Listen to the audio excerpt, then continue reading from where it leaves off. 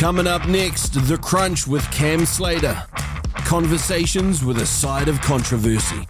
Every Thursday from 4 p.m, right here on RCR, Reality Check Radio.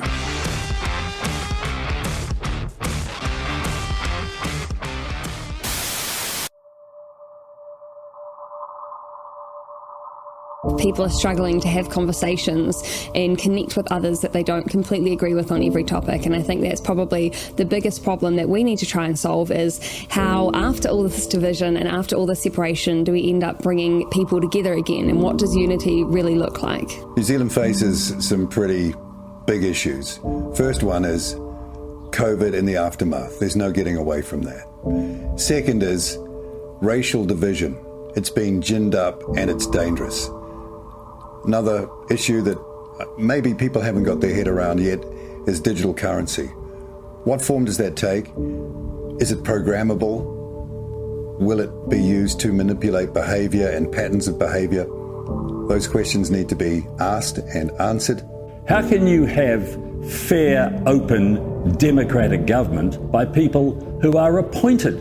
It's a ridiculous idea. And if that idea is taken to its zenith, then this country is in real trouble, because democracy, one person, one vote, where every vote is of equal value, has got to be the foundation of a modern New Zealand. What's true, what's not true, how our kids are to be educated. And, I have a great fear for the future. I think we know from history where this could end up.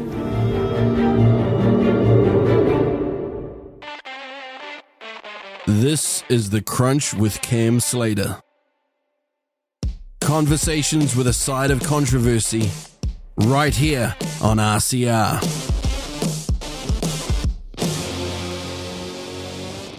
Welcome to The Crunch on Reality Check Radio. I'm your host, Cam Slater, and this is the place we crunch the political issues and cut through the politicians' spin. This week's show is a mixed bag, not in quality though, just very different people and topics. First, I'll have a catch-up with Tanya Unkovich about life as a new MP, what challenges she's finding, some frustrations, and what she's hoping to achieve as a New Zealand First MP. And then I'll touch base with Fijian journalist Graham Davis about some lurid sex scandals hitting the Fijian government involving two government ministers, along with some other controversies that the current Fijian government is facing. Of course, we'll have the mailbag to get your feedback, and we'll close out the show with Cam's buddies and see what they have to say about the claim that our democracy is dying in the darkness, left by some legacy media outlets sacking staff and closing news services. Don't forget to send your comments to inbox@realitycheck.radio or text to 2057. Now, before I have a chat with Tanya Unkovich, let's kick off with a song from Ben Harper, When It's Good. Today I want to tackle the topic that's been making huge waves in the legacy media, the supposed demise of the same media and its impact on democracy. Now buckle up, because we're about to unravel the narrative that's been spun around this. You may have heard the cries that democracy is dying in the dark, all because some media companies are failing. But let's not get carried away with the theatrics. The reality is the media landscape has always evolved, from pamphleteers to the internet age. So is democracy really at death's door, or are we witnessing a necessary transformation? The claim is that people have changed their viewing habits, and I can't deny it. I mean, I'm a self-proclaimed news junkie, and even I've shifted away from the 6 o'clock news. So why is that? Well, because the news they deliver is often outdated and, let's face it, heavily biased towards certain perspectives that may not resonate with the majority. So let's talk about the elephant in the room, the media's obsession with extremely small minority views. It's like they're trying to convince us the entire population is part of these niche groups. I mean, most of us probably know only a handful of LGBT plus individuals, but the media makes it seem like they're the majority. It's a dangerous game, pushing agendas that disconnect from the reality of the viewers. But here's the kicker. Media professionals are lamenting the loss of their jobs as if it's a dagger at the heart of democracy. Well, hold on a second. Wasn't a more significant threat to democracy when the media cozied up to the government during the pandemic, attacking independent thinkers and essentially becoming a mouthpiece for those in power? Where was speaking truth to power then? Where was holding the feet of the powerful to account? Our democracy, they say, died when Ardern took over and used the Public Interest Journalism Fund as a tool to ensure compliance. But the media cheered those funds. They celebrated as protesters were forcibly removed, and they turned a blind eye to the erosion of human rights under the Ardern regime. They had become propagandists, not the Fourth Estate. And now they blame the audience and social media for the collapse of trust. But let's be real. Trust was eroded when the media lost its way, not because of the audience or social platforms. Once trust is gone, it's gone for good. So as we witness the collapse of the legacy media, let's not forget that they walked that path themselves. No amount of subsidies or bailouts will restore trust. The media's goose is cooked, and they have no one to blame but themselves. Stay tuned, folks. We've got more truth to uncover right here on The Crunch. We've had Tanya Unkovich on The Crunch before. She's an MP now, and I wanted to get her back on to discuss how she's finding the new role, what she's discovered, and what challenges she is experiencing. Tanya is on the line with me now. Welcome back to The Crunch, Tanya Unkovich. It's a pleasure to have you back. You're now an MP. It's really wonderful to be here. Thank you for the invite. Now, we talked in August last year, and you were a brand new candidate, and you were extolling the virtues of New Zealand First, being a dutiful candidate, and your support of the leader and Shane Jones. And I noticed in your maiden speech, you specifically acknowledged the two of them. Yes. Well, I meant what I said when I feel honoured to now have them as mentors, because I've had some wonderful mentors in my career, Tony Robbins and so many other amazing coaches. And now to have Winston and Shane, I feel is a cherry on top, you might say, because they've got longevity there behind them. They've got that experience, and I'm learning from them big time. And, you know, some of the things I'm learning are things I didn't think I would learn, but I'm really enjoying it. Very honoured. Winston's got so much knowledge. I mean, I know when I sit down and have an off-the-record chat with him, we can spend hours and hours and hours talking about decades worth of politics, and his memory of events is just crystal clear, and we've done this several times, and that's why I enjoyed spending time with Winston, because he's been around politics for as long as I have. Yes. And sometimes we've been on opposing sides, and hearing his insights into the other side of the story from the side that I happened to have been on back then. And now I'm on any side, but it's always entertaining. And boy, I've just really witnessed a huge change in Shane Jones as well. He had a bit of a reputation as a larrikin, as a bit of I wouldn't call it a party animal, but let's just say less serious about the game of politics. And since the election, or indeed in the lead up to the election, I've slowly noticed that Shane's changed in a huge way. Yes. And one thing you'll notice, I don't know if you have or not, that sometimes less is more. You don't need to speak for a long time to get your message out. And that's one of the things I love about both of them, particularly Winston. But I don't know if you heard Shane in the House the other day when he spoke for about 5 minutes on one of the recent bills that are coming through.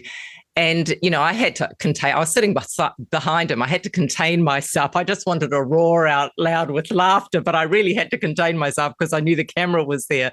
He's just brilliant. He's brilliant with words, and he says it in a loud but eloquent way, you might say.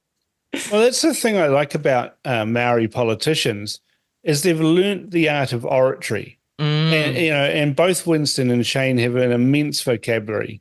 They'll use a complex word when, someone like Jacinda Ardern would have used and mispronounced a simple word. The two of them have got perfect enunciation. I mean, watching Winston and Shane Jones pour the Maori Party activists back into their bottle almost on a daily occurrence is a real pleasure to watch. One thing I said to one of my colleagues the other day when Shane was speaking at another event was, "Oh, gee, I forgot to bring my thesaurus with me." Yeah. And what you usually do if somebody says that, and you say, "What sort of dinosaur is that?" Yes, true. I also noticed in your maiden speech that you were talking about the advice of your mother, particularly after the death of your first husband. Yes. And I looked at those comments that you made and I thought, boy, you know what? Tanya's actually got the right advice there from her mother for the next journey of your life in Parliament, where you can be ground down by the system, you can be frustrated at certain things, you can be unhappy about whatever. But your mother was right. It's up to you. Nobody cares more about you than you. Yes, yes. And actually, another thing my mother used to say to me, which I hold very strongly, is, Tanya, no one is better than you. Yes. So often we can get into that place of I'm not good enough, or I don't have the skills to do this, whatever. And then I'd hear my mother saying that, Tanya, no one is better than you. She's been saying that to me since I was a teenager. But also, yes, you've got to make yourself happy as well. Only you can do this. And I just thank God for that amazing advice from her, because it's so simple yet so correct. Yeah, I mean, in that little one about that you just added in now, that's so true. As one of my mentors, a personal friend for many, many years, he was brought up in a household with not much money or anything, but was always told, every one of the 4 kids in that family was told, there's no one better than this family. If you're in this family, then you can't be defeated. And all 4 of them went on to become multimillionaires, driven by the fact that they're the best. And they knew they were best because their mother always told them they were best. Yeah. Well, look, comparison from an early age is something that we do, right? And it's one of the worst things you can do for yourself is to compare to another human being. Yeah. Just look at your own progress and celebrate that. And I don't think enough people do that often enough, that personal reflection time where they can say, well, things are looking pretty grim, but if I look over here, I've done that and I've done that and I've done that and I got this feedback here. And once you start making a list of all the things that are good, you find out actually, there's a whole lot of stuff here that's really cool. Yeah, yeah. And look, speaking about Tony Robbins earlier, one of the skills that I did learn as being a Tony Robbins coach and being part of that environment is the importance of celebrating your successes. And we used to have weekly phone calls. No, actually, they were 3 times a week where all the coaches used to get together and we'd have a call. The first half an hour of the call were all of the coaches sharing celebrations, their own personal celebrations. It's one of the skills that if you can master that without feeling like, oh, I'm self-centered, it is going to be one of the things that gets you through life.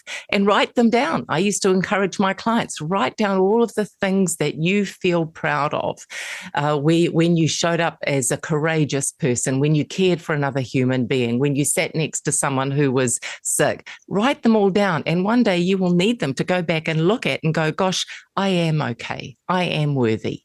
I mean, often it takes a personal crisis to have a breakthrough, to understand these things. And in your case, it was the death of your husband. In my case, it was a stroke. But and I was sitting there in the hospital, thinking, phew, that was a close run thing. I nearly died there. But it changed me, and it changed the way that I looked at things. And I go back to my mentor, Paul. He used to say all the time, if it's to be, it's up to thee. Yes.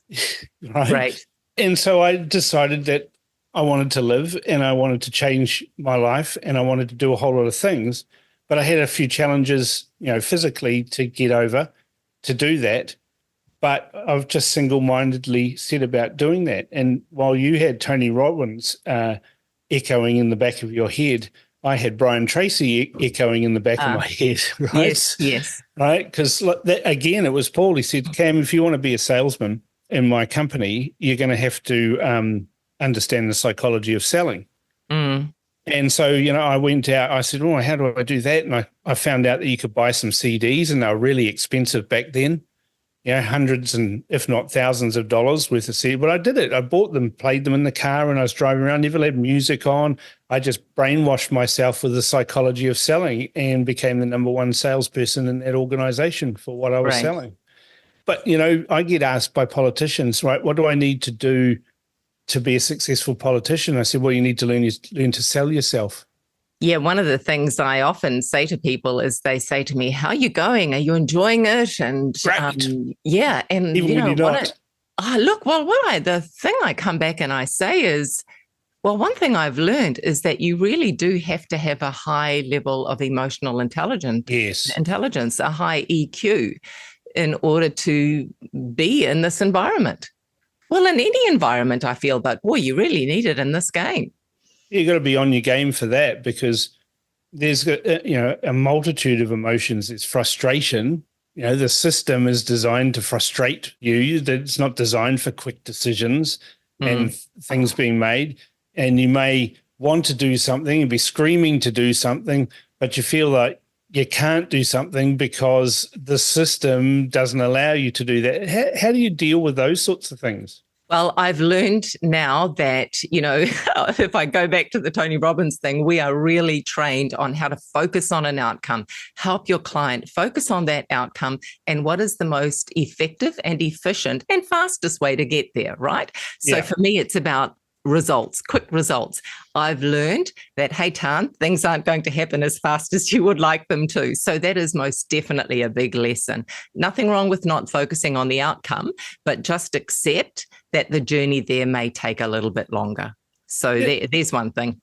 Yeah, there's things that you can do. The government's 100-day plan, for example, where it actually physically changed laws and done all of these sorts of things very quickly. Yes. But the effects of those decisions take months, if not years, to start to see results. And that's where I think there's a disconnect out there in the community who think that politicians can wave a magic wand and make things happen. And I always say to them, well, they can wave the wand, but sometimes the magic takes a little bit of time to work. Yes. And so that's why there was the urgency, if I could use that word, and swiftness of doing a lot of the things that we did in that first 100 days, knowing that the results may not show up for a little bit longer, but we still have to do these vital things to start with in order for the fruits to now be shown. So hence the urgency. Well, and speaking of urgency, I thought it was highly ironic for the Labour Party to be kicking up and screaming about how urgency subverts democracy. And I thought, hello, were you people not looking in the mirror when you subverted democracy, with all of your urgency and COVID rules and everything else? And here they are thinking that we've forgotten about that. And a lot of us haven't. Some of us haven't forgotten at all. No. I just want to hold up a sign, projection. Exactly. They used urgency all the time for ridiculous things.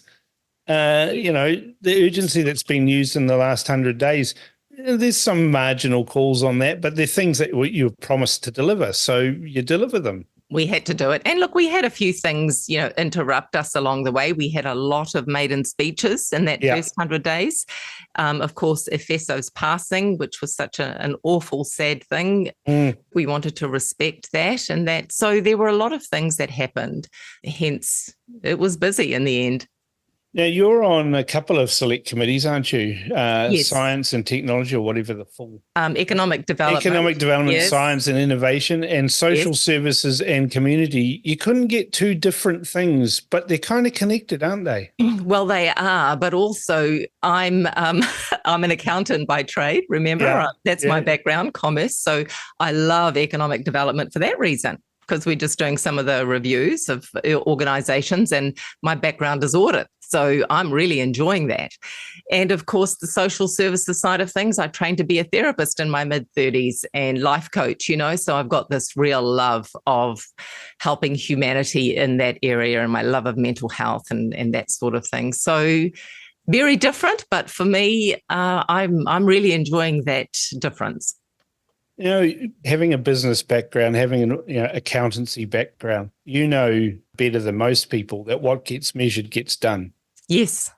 Yes, what you don't measure doesn't get done. That's right. And we've seen over the past 6 years before the election an awful lot of things that were delivered with what I call motherhood and apple pie statements and wishful thinking, but no ability to measure the outcomes of those decisions. I mean, a classic example is the specious argument that was used to create two different health systems on the basis that it's going to be better for Maori. But the Maori Health Organisation had no methods of measurement. In fact, the other health system had no measures of whether there was any progress.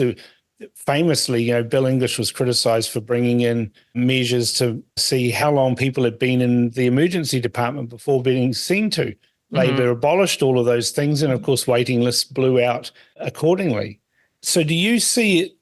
Are you starting to see this in some of your select committee work where you're getting ministers come to report back on things, and there may be initiatives that were implemented by the previous government where there's been no discernible process despite millions of dollars being spent? Well, there's a famous saying, you cannot manage what you do not measure. Yeah. And that's why they call it a SMART goal, because the second letter M stands for measurable. Is it measurable? Is it measurable at the end of the project? Do you have milestones every, say, 3 months to measure here? So that is how I work with goals and that sort of thing. So it is a bit of an adjustment for me to see how some things are being measured or not measured. In order to achieve outcomes, you really do have to have a measurable result. There's no way around it, really. So I must admit that is a bit of an adjustment for me. Yes. It would be shocking. Learning to keep my mouth zipped and going, okay, how can we do things differently here? Speaking of doing things differently, I imagine you get the same sort of calls that I get. Cam, you've got to, or in your case it'll be Tanya, you've got to stand up for this, or Tanya, you've got to speak out about this. Tanya, you've got to be, fronting this. How do you deal with those sorts of things, knowing that you, A, can't be everywhere all the time, and B, whilst that person thinks that's a very high priority, there's the priorities of what the party's wanting to implement and the government's wanting to implement, which may kind of override what they see as a priority. How do you deal with that? Well, the first thing I say to people, and I do get a lot of those requests, is just know and trust that I'm hearing you. Even though you may not get a response in the email, because I get a few, just know that I have read everything and I'm watching everything. And also, yes, I am part of a party. So, we do have to work together as a team, and we are part of a government. So things may not happen as fast as some people would like. And, I can understand a frustration there, but I just want to convey the message, be patient, know that you're being heard. Because the system kind of slows everything down. I mean, let's talk about the stages of legislation, right? So you got to write a bill, which is then a draft bill. Yes. It then gets introduced into Parliament, and you have the introduction of that and the first reading. Then what happens to a bill? Well, going through the correct process, then to select committee, which could be around 6 months. They then report back to the House, and then there's a second reading, and then there's a third reading. And there's feedback time in there as well, so that the MPs can, on the select committee, can hear what people are submitting. Yes, often, absolutely. Often they ignore it if it's, particular agenda. I mean, I've seen it multiple times, with, say, for example, firearms laws.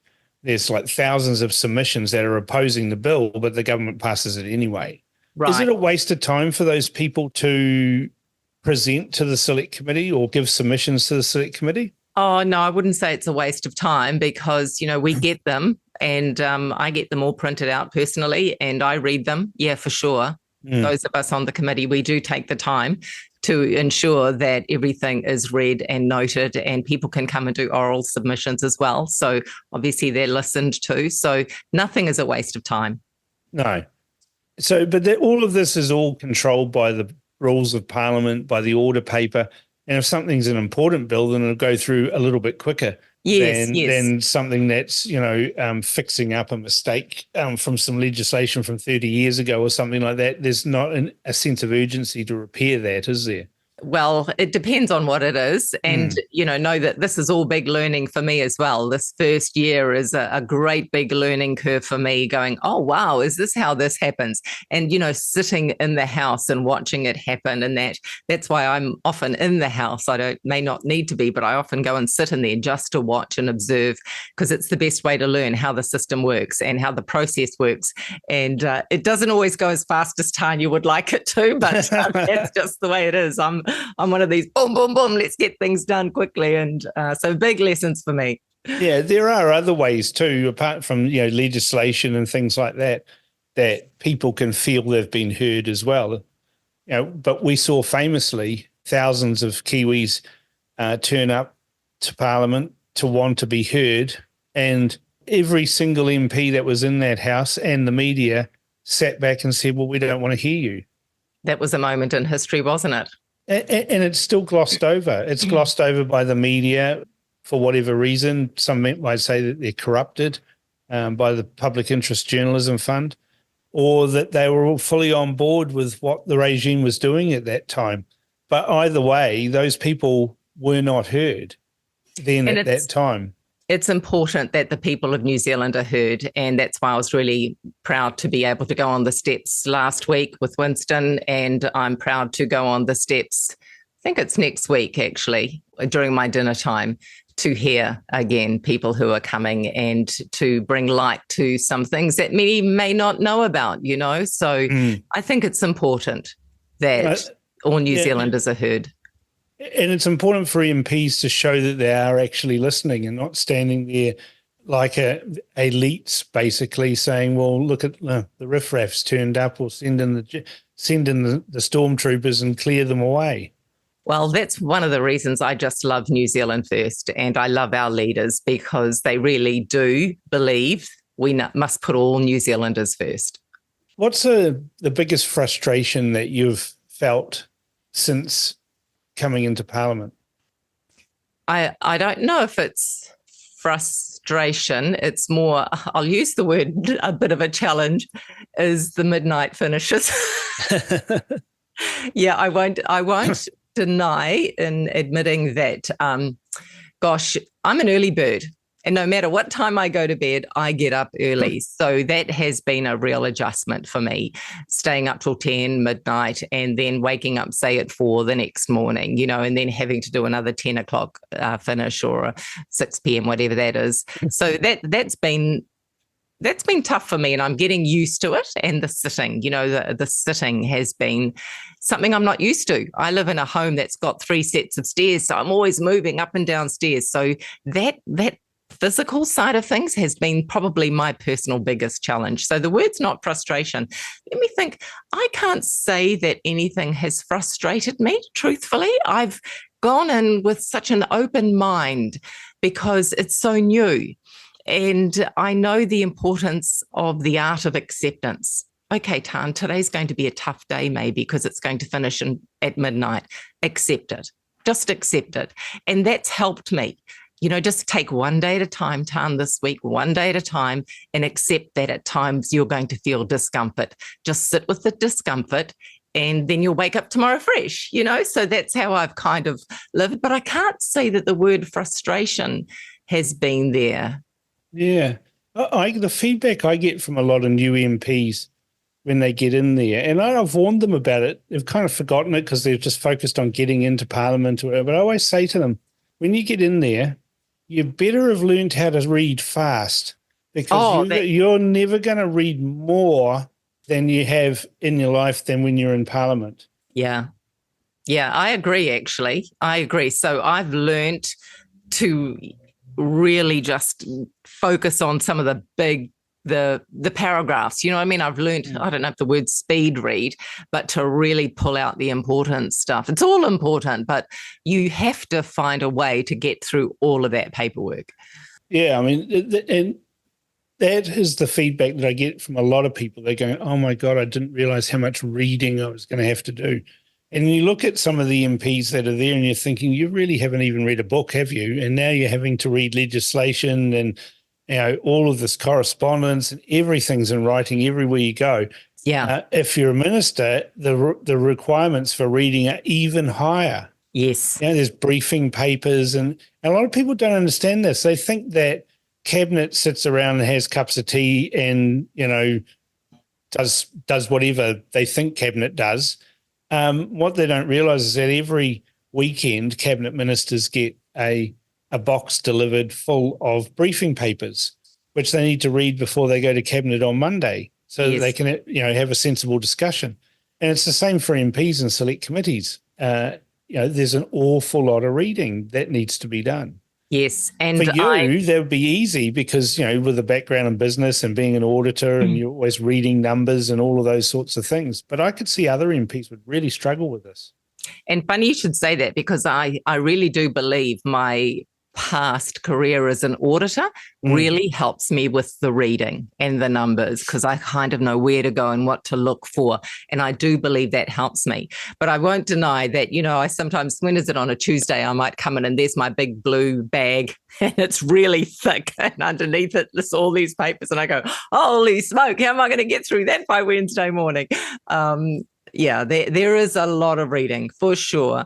But look, you get used to it and you learn the art of how to pull out the important stuff. Yeah, that's the other thing, isn't it? You go down to Parliament and you think, okay, I need a bag to go to work, carry papers home and things like that. And whatever bag you choose, it's not big enough.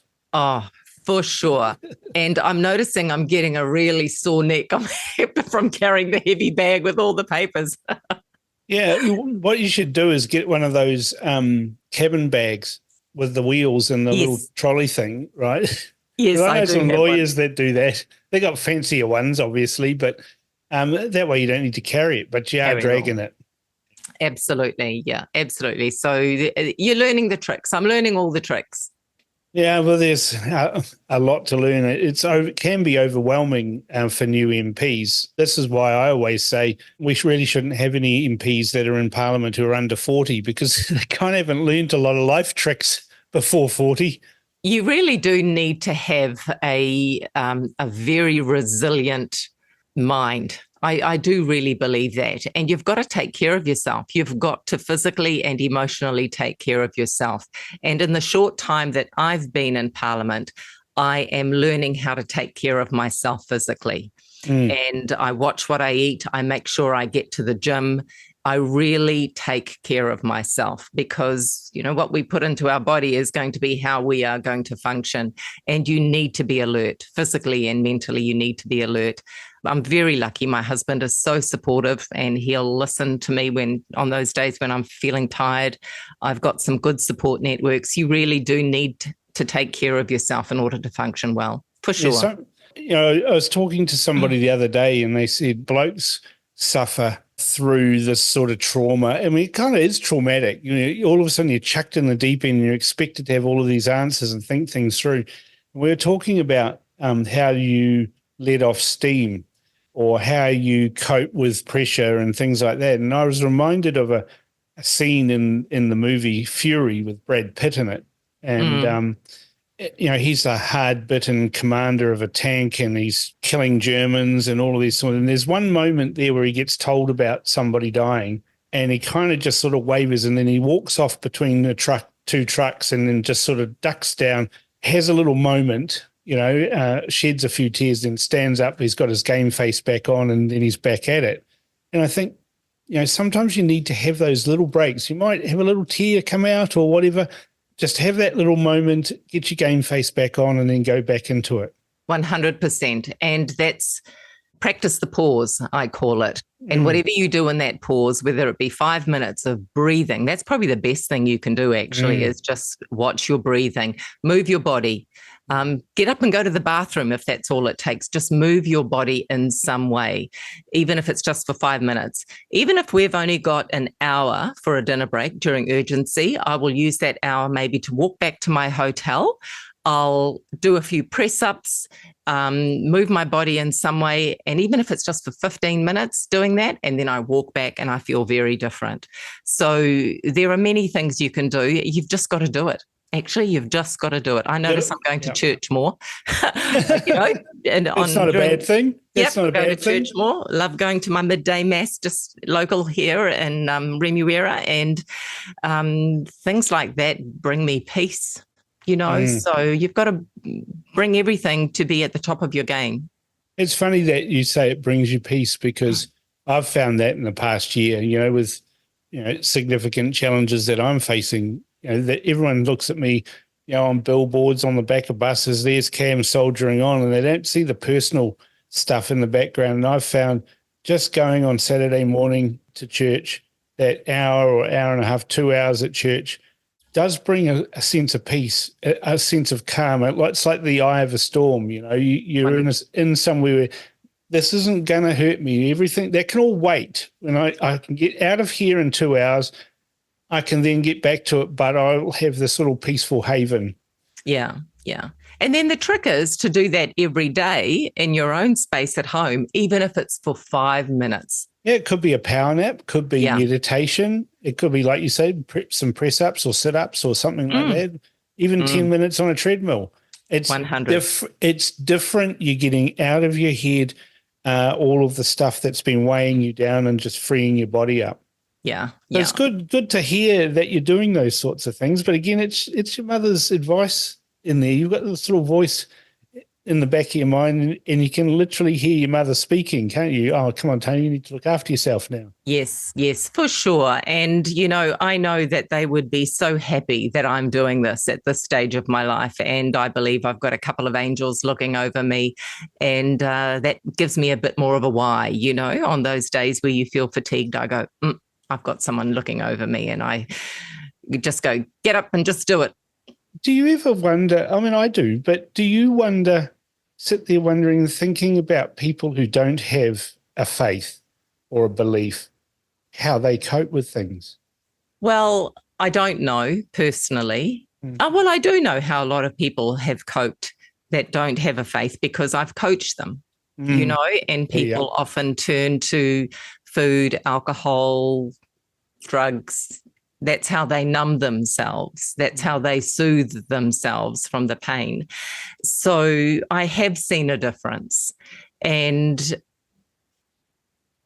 some of them then go, okay, yes, I can believe in something greater than myself. I don't know what that is, but I will, do something in order for me to look outside of myself to get that strength, and eventually they go down that path. But sometimes people don't, and it's sad. Yeah.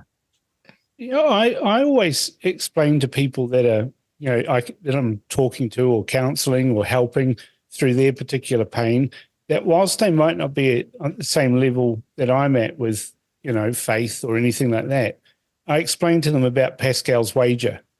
And no doubt you're familiar with Pascal's wager, where Pascal said, and he was an amazing person, a mathematician, a physicist, and a huge believer in God.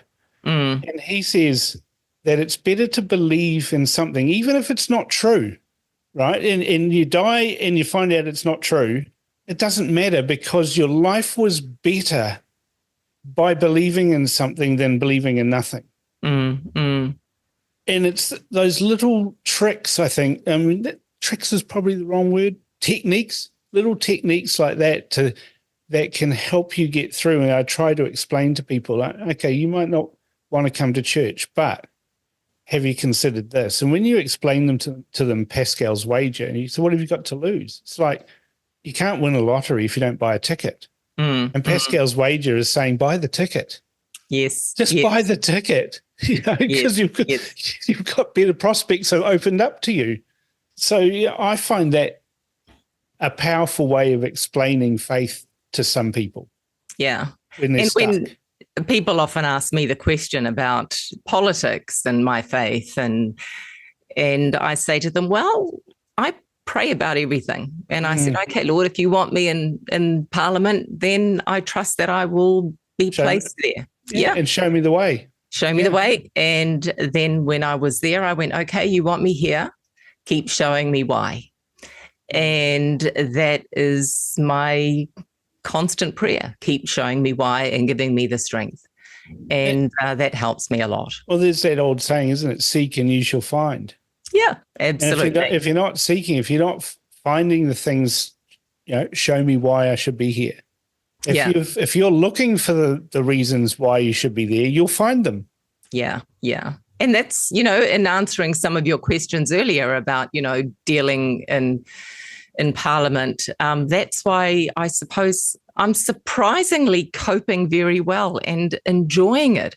And I think that's because I've surrendered so much. Yeah. You know what I mean? I just believe there's a bigger picture here, and you're part of the process, Tanya. So roll your sleeves up, be prepared to work hard, be prepared to feel fatigued at times and not have a lot of sleep, but just keep rolling your sleeves up and taking one step at a time, one day at a time, and the road will show itself. You'll be shown. And I can hear all the Tony Robbins training coming out from me, but that's because I recognize some of them from the sort of training I've had from my mentors. Another guy, Gary, taught me a lot about sales, and he said to me, Cam, you think you're thinking like this problem is like an elephant, and that's on your plate, and you're going to have to eat an elephant. He said, but do you know how you eat an elephant? I said, no, mate. How do you eat an elephant? And he said, one bite at a time. One bite at a time. One bite at a time. And then he said his next little bit, and that's the bit that I like as well. He says, but what you should do is bite off more than you can chew, chew like hell. And that's what you've done, isn't it? You bit off more than you can chew. You're in Parliament. You're outside your comfort zone. Well, that was it. Yeah. I was just going to say that. Just keep stepping out of your comfort zone and soon you'll feel comfortable. And then when you feel comfortable, step out a little bit more. And that's what I'm doing. It's like standing up and doing your maiden speech. Even though I've spoken publicly before, this was different. And then now I'm standing in the house. But it's more personal, isn't it? A maiden speech is more personal. You're exposing a little bit of your life to everybody who's watching, and it can be scary doing that sort of thing. I mean, I do it on this show and people say, oh, you're so brave. And I'm thinking, well, I just did it. Well, that was actually exposing myself was easy, truthfully, because I've exposed so much more in the books that I've written. Someone said to me, God, how do you feel now that you've spilled your guts to the world? Relief. Because you've unburdened yourself. That's the thing, isn't it? When you actually share yourself with people, that in the act of sharing yourself just washes relief through your body. Well, that's what I've found. Yeah, but more importantly, you're touching someone out there who's going through the same thing. And there are so many people out there who carry shame and keep their mouths closed. They don't want to open it. But for someone else to go, oh, my God, Tanya Unkovich, she had eating issues. Oh, my God, Tanya Unkovich, she went through that. Then they'll go, now I don't feel alone. And that's the key. You're sharing yourself to help others out of suffering. Yeah, I mean, that's the thing. You mentioned shame. That's really interesting because so many people beat themselves up, worried about what other people think about a particular issue. And then when they finally crack, because they always do, you always crack, and you share that thing that you thought was so shameful and everyone goes, oh, don't worry about that.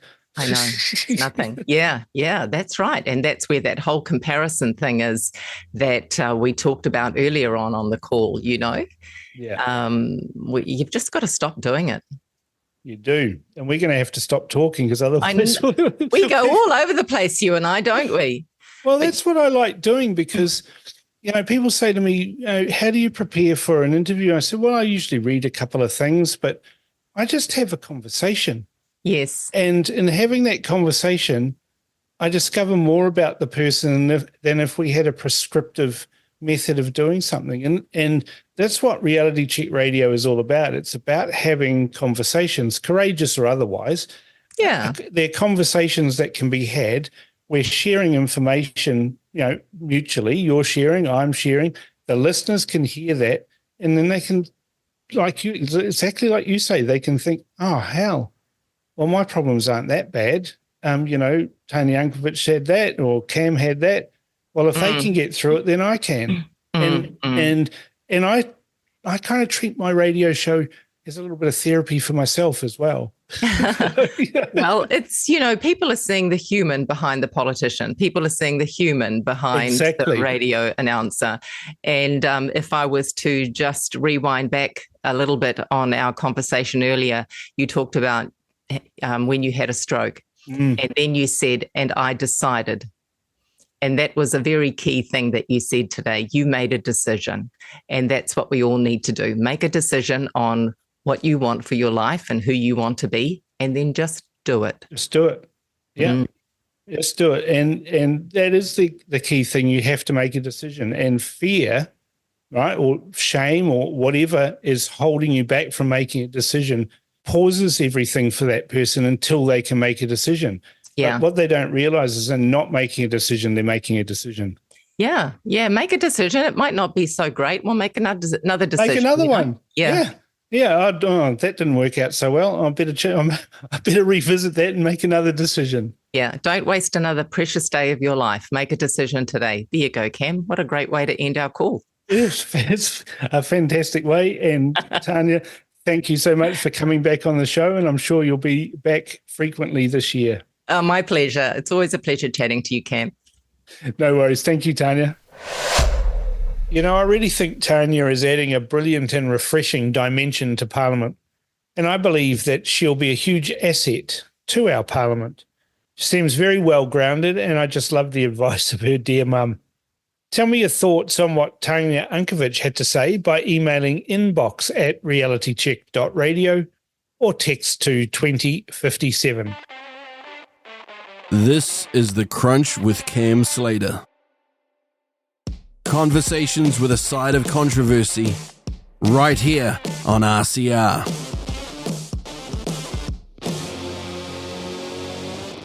Graham Davis is like me, a Kaiviti. That's Fijian for born in Fiji. He's an award-winning Fijian investigative journalist who is concerned about all sorts of shenanigans going on with the new government in Fiji, among which is a rollicking sex scandal involving 2 cabinet ministers. He joins me on the line now from Sydney to discuss developments. Welcome back to The Crunch, Graham Davis, Fijian journalist, currently residing in Australia. But you're like me, a Kaiviti, and you've got a huge interest in what's going on in our homeland. Yes, quite right, Cam. Thank you for having me on the show again.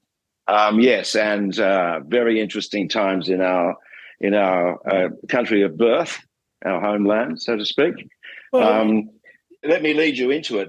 This is quite a complicated story, and particularly for a foreign audience to sort of understand, the full scope of the horror of this. But let me just ask you, Cam Slater, to imagine this. A New Zealand cabinet minister who is married, a woman, goes on an overseas trip. Yep. It is a parliamentary delegation, and another cabinet minister, a man, brings his wife with him, along with him, on this parliamentary delegation. When they're away, the woman cabinet minister entices the man to her hotel room, and they have sex while his wife sleeps in an adjoining room. Text messages between the two are leaked, referring to them having brutal sex, so much so that she complains she can't walk the day afterwards. Yeah. She also says in these texts that she's high on weed, marijuana, and drunk on Jack Daniel's whiskey. They eventually go home, and the Prime Minister hears about their antics. He calls them in and asks them if it's true, and they lie. He then misleads the nation by issuing a formal statement saying that he asked them whether it was true, and they deny it.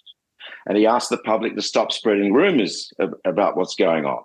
Yeah. Then 5 months later, the leaked texts emerge and prove that the whole thing is true. Now, let me ask you this, Cam. What would happen under those circumstances in New Zealand? Well, you lie to a prime minister when you're confronted, and you tell her there's a lexicon in New Zealand. It's called an orchestrated litany of lies. It came from the Mahon inquiry into the Erebus crash of Air New Zealand. And Justice Mahon said that Air New Zealand's evidence was an orchestrated litany of lies. So that would probably come out. The media would probably say, well, they've lied to the Prime Minister. Lying to a Prime Minister is instant sacking. Forget all the details. The lying is what gets them in trouble, and they would be gone. Of course, there's all the lurid sex details. Of course, there's the question of how the minister actually got hold of cannabis. Did she bring it into the country, that foreign country herself, in breach of any number of anti-narcotics laws? Did they subvert the diplomatic pouch process? All of those sorts of things just raises a whole lot of questions. So in New Zealand, if you did this, one or both of the ministers would be summarily dismissed from their portfolios to sit on the back bench, if not thrown out of Parliament entirely because of the embarrassment. Of course, there would be normal party processes that would kick in where you would perhaps have an investigation by a party, a disciplinary committee, findings of disrepute, all of those sorts of things. They could even be chucked out of a party eventually. And we actually saw this in New Zealand with a bit of a sex scandal with actually a mate of mine, Jamie Lee Ross, who was accused of, ironically, brutal sex. Well, he was gone. He was out. See you later. Infectious. That was it. Yeah. This thing's catching. Well, listen, let me tell you what happened in Fiji, right? Yeah. The ruling party, the PAP, the People's Alliance, part of the coalition of three parties, set up a disciplinary committee hearing, including 2 lawyers. It has found the allegations proven. Yet 11 days after he received the report, the Prime Minister, Sitiveni Rabuka, still can't decide whether to sack the female minister. He had already expelled the male minister from the cabinet, but for an entirely separate reason, for insubordination. So, we now have, and the most important thing, or one of the most important things to understand here is that this woman, Linda Tambuya, is the Minister for Women and Children and Social Protection in the Fijian government. And she remains in place as we speak, having had a disciplinary hearing of her own party find the allegations against her proven. It then went to the executive committee of the People's Alliance, and they, on the basis of the disciplinary committee's report, stripped her of the title of deputy leader of the party. So she's out as deputy leader, but the Prime Minister, Sitiveni Rabuka, can't bring himself to do the logical next thing, which is to remove her as the Minister for Women and Children. So that's the astonishing situation in Fiji as we speak. And in a parliamentary week in which really this has not become an issue in the Parliament at all. We're into day 2 of the session. And it's just the most astonishing thing. And I'm sure we'll be canvassing a lot of the detail as we go ahead. But there you have it. Well, there's an interesting situation, which involves you, of course, where Linda Tambuya has said one thing to the Fijian public, that this is fake news, that there's AI being used to generate these images, although I'm not sure how the AI managed to get an exact duplicate of the turtle tattoos that are on her back. Well, exactly. Yeah, exactly. But she has actually stopped denying the veracity of all of this, Cam, in recent days, because the disciplinary committee of her own party has found her guilty. Yeah. So she's got a bit of a problem. As you know, she reported me to Australia's e-safety commissioner because I published in a censored form some of the leaked images of her that included what you've just mentioned, the tattoos on her back of turtles. Now, the importance of that is that she comes from Kondavu, the southern island in Fiji, where they do the calling of the turtles. Yeah.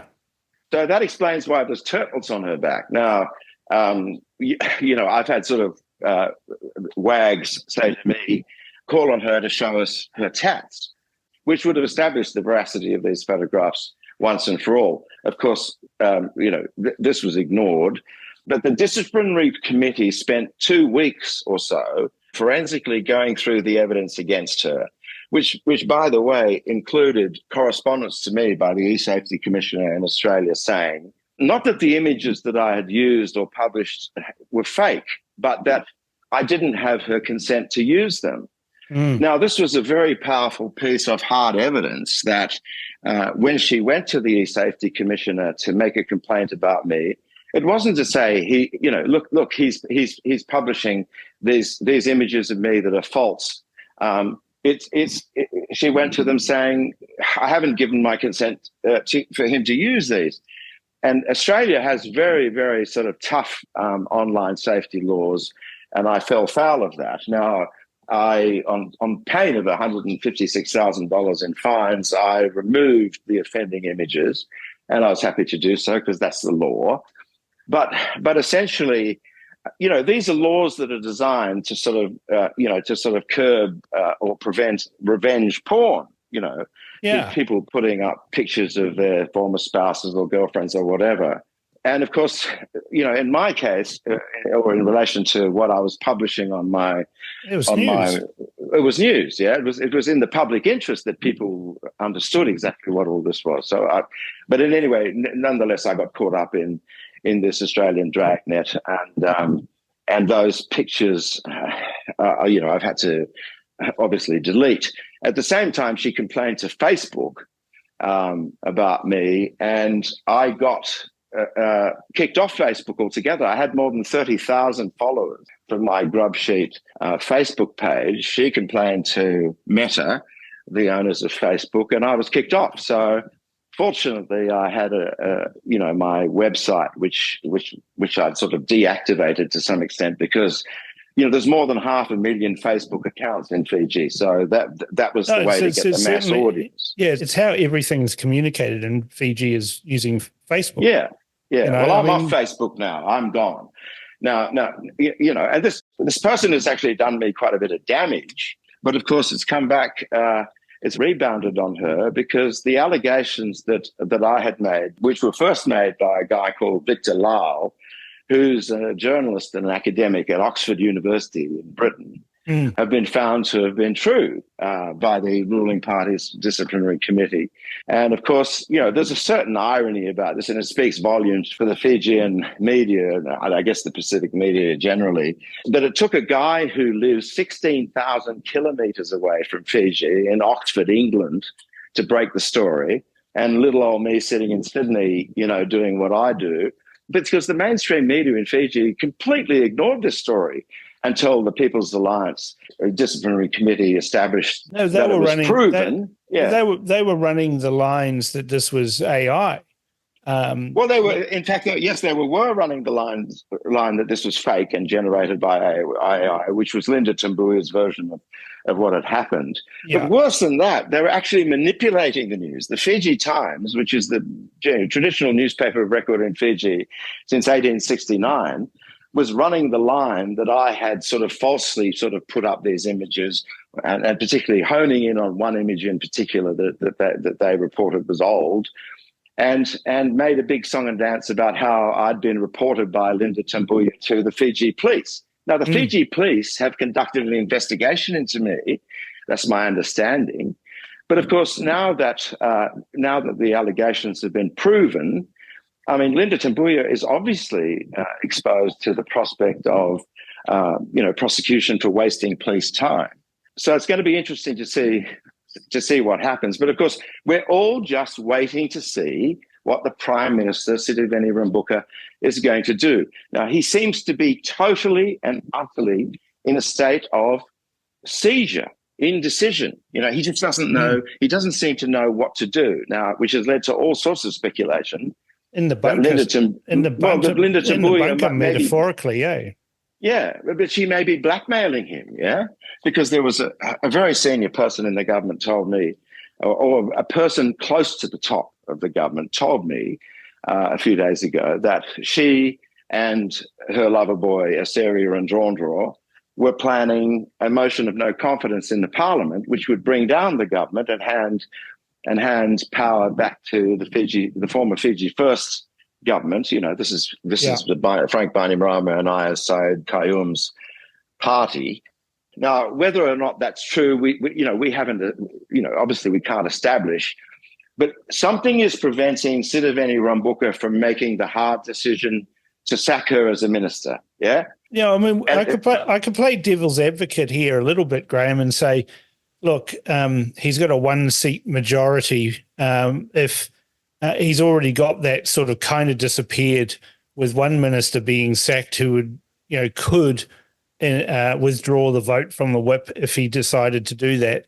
If he sacks a second minister, then he really is at risk of the government collapsing, which would then create a constitutional crisis because there isn't enough support there for Fiji First to form a government unless the Biman Prasad party actually swaps around and goes with Fiji First. But that would be a terrible dilemma for the Prime Minister to sit there contemplating the end of his government barely a year after it's been elected. Well, yes, it's 14 months that he's been in power. Well, doubtless that's foremost in his mind, the risk to the government as a whole, and I can understand that. But then he also has to wear the scenario that I outlined at the start of the program, the interview, that sort of, that essentially the government's moral compass is pointing somewhere in the direction of the South Pole, downwards, and that that sort of it doesn't matter that that this stuff has happened. I mean, he told the weekend media in Fiji that he was going to make his decision based on the ministerial code of conduct. Well, it's leading people to say, well, has the ministerial code of conduct being rewritten to allow sort of illicit sex and drug use on overseas trips? And I don't think we've actually said yet, because it was all in the realms of sort of, hypothetical when we were talking at the start of the interview. But all of this took place in room 233 of the Windsor Hotel in Melbourne, the venerable and very stately Windsor Hotel in Melbourne, during a parliamentary delegation visit at the invitation of the Victorian Parliament back in August last year. So, I don't know what's in the water in Melbourne, but yes, and you've raised a very important point. How did Linda Tambuya get access to weed, which is what she was calling it, marijuana, in Melbourne? Did she acquire it locally? Did she take it in there? Because at the start of all of this, there were reports, unconfirmed, that, she had said to somebody, or he had said to somebody, haven't you heard of the diplomatic bag? Well, that raises all sorts of extremely grave questions about the integrity of security systems and diplomatic misbehavior and all sorts of things. Yeah. I mean, but it's also, look, I just find the whole thing so flabbergasting.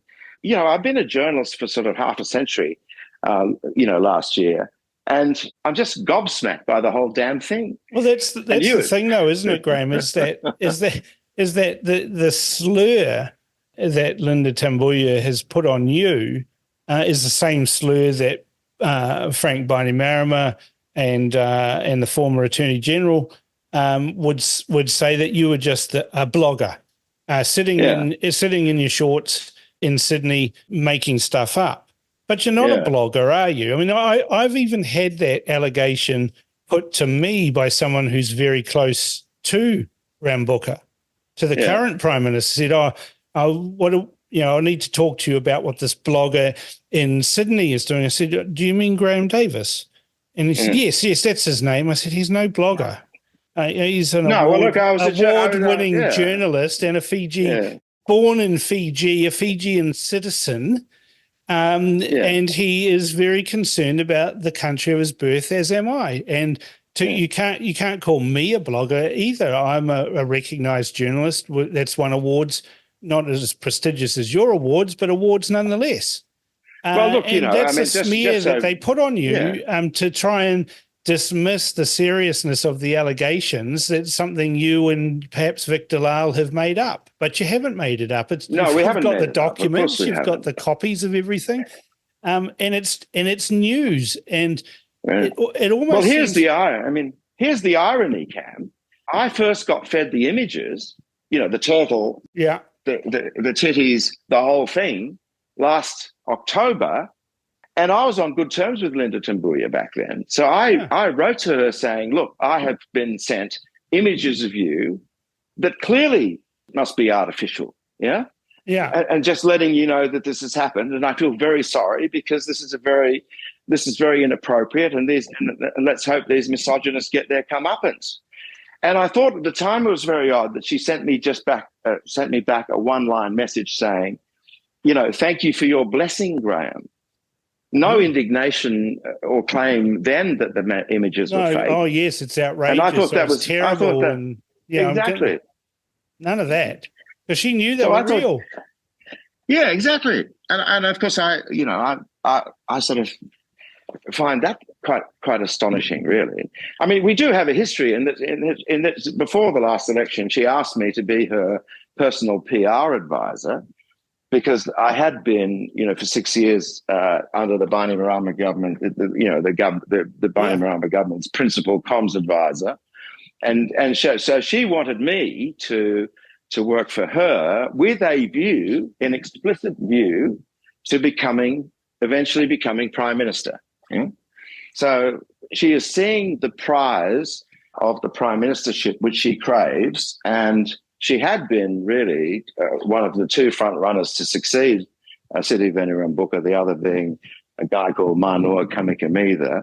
She's seeing all of that sort of evaporate before her eyes. So she's fighting like an alley cat to keep her job, quite clearly.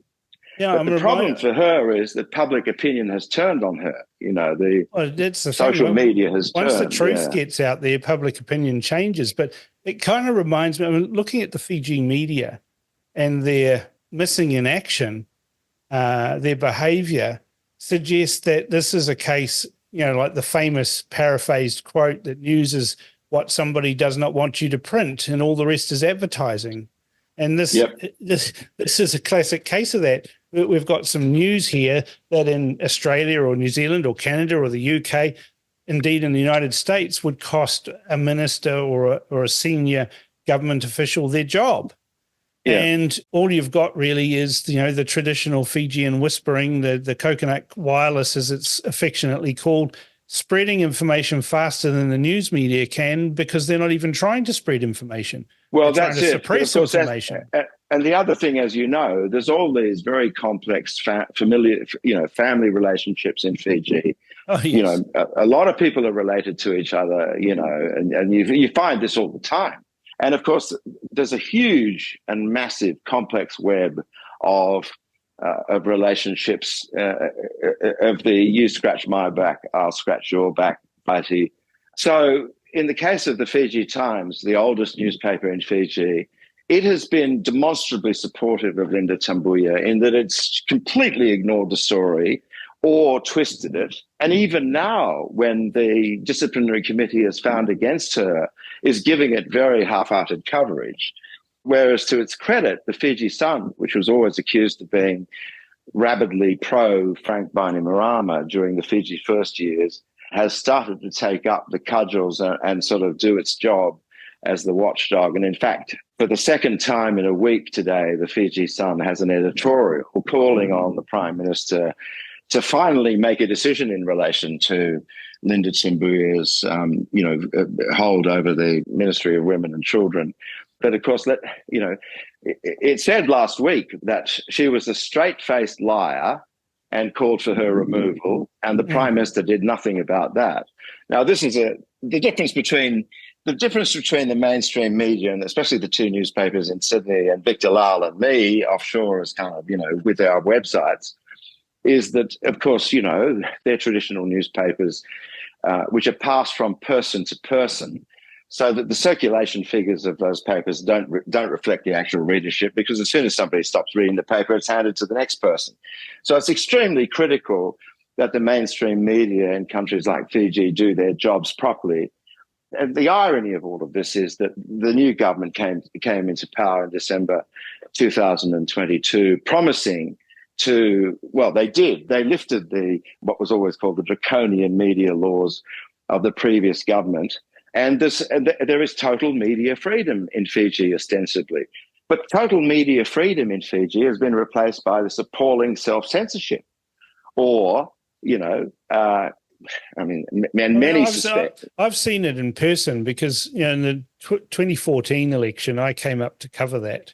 Yeah. And I went to a few of the meetings, particularly at the Fiji Elections Office, where there would be about 20 journalists there, mostly locals, and they'd open it up for questioning and there'd be a stony silence. Nobody would say anything, and it was up to me to ask some difficult questions, of which, of course, I got scowly looks from Mohammed Salim. How surprising that Cam Slater would ask a difficult question. And I got scowly looks, from Mohammed Salim, and he decided that I was going to be the enemy from then on. Yeah, this is the former supervisor of elections who's now before the courts. Yes, on corruption charges. Yeah. But Cam, you've also been instrumental in this particular saga, yes, because you gave it fresh life. The allegations against Linda Tambuya and Assyria Ndrondro by reporting it yourself, and the Fijian diaspora in New Zealand is significant, and of course. There was quite a lot of comment on my own website from people in the comment section saying, wow, Cam Slater's onto it. Well, they're not going to get away with this now because Cam Slater's onto it. He's totally fearless and all of that. So, it has played a part. Well, he did force the hand of Radio New Zealand because they've run two stories about this. The first one, which was, you could, generously say it was sympathetic to Linda Tambuya's position. Then I ran an article which revealed, referencing their article, which revealed far more detail. And then all of a sudden, in the second article that Radio New Zealand ran, they were now asking you for comment and rebalancing the equation. Well, the critical thing was that the disciplinary committee of the ruling party reported, and they reported that the allegations against her had been proven. Yeah. Or that they'd found the allegations against her proven.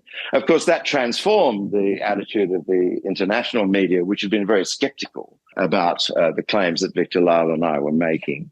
And of course, it's completely changed everything. But the old saying, truth will out, and it was never going to be viable for them to keep a lid on such a blatant exercise in misconduct. Yeah. And I mean, on foreign soil, in a luxury hotel, in room 233, where Victor Lal was able to establish that the photographs of the carpet in the leaked messages matched exactly the carpets in the Windsor Hotel. Yeah. And, hotel staff confirming that she was in that particular room. It was always going to come out. And, to some extent, it's a lesson for the locals, which has already been learnt in New Zealand. I've been a comms advisor for a big American crowd, and you fess up. You don't try to cover up, because in the end it's going to come out and it's going to get a lot worse, which it has. Yeah, well, it has got worse. And whilst lurid sexual indiscretions are grist to the mill for most media, this government in Fiji is beset by a plethora of issues and scandals. And we covered that somewhat in our last discussion that we had, particularly around the illegal appointment of some senior government officials. Yeah, trundling through the courts in Fiji, and systematically the government is losing the cases. Well, no, that's not. That's the whole point. It's not trundling through the courts. They're going to refer it to the Supreme Court, but there's been no sort of timetable for doing that. Well, so that we have an acting DPP who's illegally appointed, because the Constitution bars anyone having been found guilty of professional misconduct from holding the job. We have a judge in the Court of Appeal who is illegally appointed because he too has been found guilty of professional misconduct. And the government takes absolutely no notice of it. What about the Attorney General? Is there any questions over his appointment? Well, not so much his appointment, but he is now embroiled in a scandal, which has just really broken in the last 48 hours or so. And that is that he's being accused of fraud and false pretenses in relation to a case that he handled when he was in private practice before he became Attorney General, in which somebody is claiming that he mishandled a divorce, and the effect of that has been that there's been an act of bigamy conducted in which somebody who's already married has married somebody else in the United States. Now, the Fiji police are investigating that. And of course, we all know how the police prosecution services and the government's prosecution service works. The police will give a docket to the illegal acting director of public prosecutions, who has been appointed by the Attorney General, who will then make a decision on the likelihood of the charges sticking and whether it's in the public interest in relation to the very person who has appointed him to the job. So what do you think is going to happen there?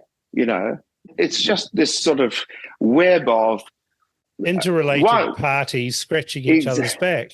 Which leads to the perception that what we're looking at, well, it's a saying that's used and everyone thinks it's derogatory, but when you look at what's going on, you have to say that a banana republic is exactly the situation we're looking at here. Well, look, it's worse than that, because a lot of Fijians just have this terrible sense of betrayal, that they'd had enough of the Bainimarama regime for the 16 years, So part of that a dictatorship, part of it a democracy. And in the first years of Bainimarama's rule, a lot of optimism about the country, him having leveled the playing field. Well, you and me both. We both thought there was some optimism that Fiji was growing. We were seeing development happening. We were seeing roads being repaired. You were seeing kids going to school, the schooling becoming free. The first free education in the country's history was provided by Frank Bainimarama. There was a lot of positive things that you and I both thought was a refreshing change from the coup culture, albeit having been done by someone who had conducted a coup. But it was a coup for the right reasons, and then somehow they just lost their way. And we ended up back into the endemic and systemic corruption issues that is plaguing Fijian politics and Fijian society. Well, in the way of these things, Cam, and it happens in sort of fully fledged democracies like New Zealand and Australia, political parties get into power, they're there for too long, they get used to being there, they don't want to surrender the reins of power. So they start doing things which are anti-democratic. That's what happened with Fiji first. People were ready for a change. Rabuka, Sitiveni Rabuka, who, as you know, was the architect, well, he carried out the coups of 1987, which started the whole coup cycles in Fiji. But he protested that the leopard had changed its spots. Yeah, he did. He went around and humbled himself before various communities, was saying the right things. And, you have to kind of accept a redemption story. You have to accept that somebody has reformed and changed and the leopards changed their spots. But he hasn't really, has he? No, he hasn't. And in fact, one of the worst facets of the new government is that they are so overtly racist. I mean, people get upset when I say there's workplace ethnic cleansing taking place, but there's no other word to describe a situation in which Indo-Fijians, the minority, and other races are being systematically purged and replaced by Itake. And that includes white people. I mean, there's a woman called Elizabeth Rice, who was the Assistant Director of Public Prosecutions, who's British but has family ties to New Zealand, who was sacked by the illegal acting DPP and was told that it was because she was white and that he wanted an Itake to replace her. I mean, she's suing the state for unfair dismissal on racial grounds. Yeah. But, this is the absolute pits, really, that the racism that pervaded Fiji or took Fiji by the throat in 1987 when Rabuka staged his coups to establish the supremacy of the Itake has reared its ugly head again, 3 decades later, spearheaded by the same guy, yeah? Well, what's interesting, Graham, is that as the last discussion we had was shared widely in Fiji, and I received heaps of comments and emails from people saying, thank you, Cam, for standing up for a minority in Fiji, the European Fijians, of which you and I are both, but we're Fijians nonetheless. And people like us marginalized on a daily basis, and it's accepted because, well, you know, it's okay when racism's from brown people towards white people, it seems, and they feel voiceless and powerless. I mean, this is I've also been criticized for calling this the new white man's burden. That tens of thousands of Itākei are living in Australia and New Zealand and, you know, benefiting from Social Security and all those kind of things, sending money back to their families. Yep. There's no discussion in Australia and New Zealand along the lines that is occurring in Fiji, that these people are what the Itākei call vulangi, which means visitors, yeah? We don't say, oh, you're merely a visitor in Australia and New Zealand, and you don't really belong. You know, you need to go back to where you came from. Oh, we're getting that in New Zealand now. We're getting particularly militant activist Maori that are, you know, talking about settler mentality, colonial mentality, visitor mentality. We're getting that in New Zealand now. Okay. But obviously Europeans are a majority in New Zealand as they are in Australia. In Fiji, Europeans are a minority. But you and I are not vulangi, right? No, well, I don't regard myself as vulangi. If I'm born in Fiji and I'm a Fijian national or citizen of Fiji with a Fiji passport and all that kind of thing, I should have the right to belong. In the same way as when they come to Australia and you know, ostensibly New Zealand, they have a right to belong. Nobody in Australia says, you know, it's a birthright. It's where you were born. Yeah, exactly. You know, it's just appalling. And this racism that has crept into the place has all sorts of implications long term for social and economic stability. Because what's happening, Cam, and it's to be expected, is that a lot of people from the minorities, and particularly Indo-Fijians, have decided that they've given up on Fiji. And there's a mass exodus out of the country. I mean, after 1987, when Rambukadu's coups, tens of thousands of the country's best and brightest just fled. Yeah? Yeah. You know, for Australia, New Zealand, the United States, Canada, Britain, anywhere which would take them. The same thing is happening again. And of course, it's exacerbated by the labour shortages in Australia and New Zealand and other countries, where these people, for the first time in their lives, can get reasonably easy access to countries like Australia and New Zealand. And of course, you know, they're offered salaries that the average Fijian can only dream of. So we had official statistics not so long ago that 50,000 people had left Fiji in 2 years. Yeah, out of a population of under 1 million. It's a lot. That's right. Well, in fact, and then somebody very senior in the government let it be known that the actual figure was 80,000 over that 2-year period. Wow. And it had got to the stage recently where 13,000 had left in a single month alone. So this is causing suddenly, you know, belatedly, a lot of concern in Fiji, because suddenly they're realizing that they're losing their teachers, they're losing their doctors, they're losing their nurses, they're losing their plumbers, they're losing their carpenters, they're losing their electricians. Anybody whose skills are in demand in Australia is taking a one-way ticket and walking out the door. I guess on the positive side, if you can call it that, is that the remittance industry is getting bigger. And and for listeners in New Zealand, the remittance is what Fijian citizens do when they are earning big bucks in New Zealand or Australia or anywhere else in the world, is they send a large and significant part of their income back to Fiji as a remittance. And it's actually almost as big as tourism. Well, it is. It's the second biggest industry after tourism. Yeah. $1 billion a year. But essentially, I mean, I also get criticized by saying that this is a nation living on charity. Yeah. This is a beggar nation. Because if you're dependent on the tourists for your biggest industry, and these are predominantly, it must be said, white people coming there to sort of enjoy the sunshine and the strumming of guitars and singing, and undoubtedly a vibrant, fantastic culture. I mean, the Itākei culture is fantastic, you know. Yeah. I mean, Itākei people Nobody are lovely sings people. better than Fijians. No, exactly. But essentially, you know, when you're dependent on outsiders for your main economic mainstay, that is in a sense sort of like, you know, you're not producing anything that anybody wants. You're just allowing people to come and have a look, at you and enjoy your culture. I mean, that is a form of sort of subservience. But if you're then dependent on foreign aid. And of course, I mean, Fiji is a massive recipient of foreign aid. Yep. Australia, New Zealand, the European Union is one of the biggest. And then there's home aid, the remittances we're talking about. And then the third biggest industry is, of course, the military. Well, that's right. And the military sells itself, as you know, to the United Nations. To the United Nations as peacekeepers.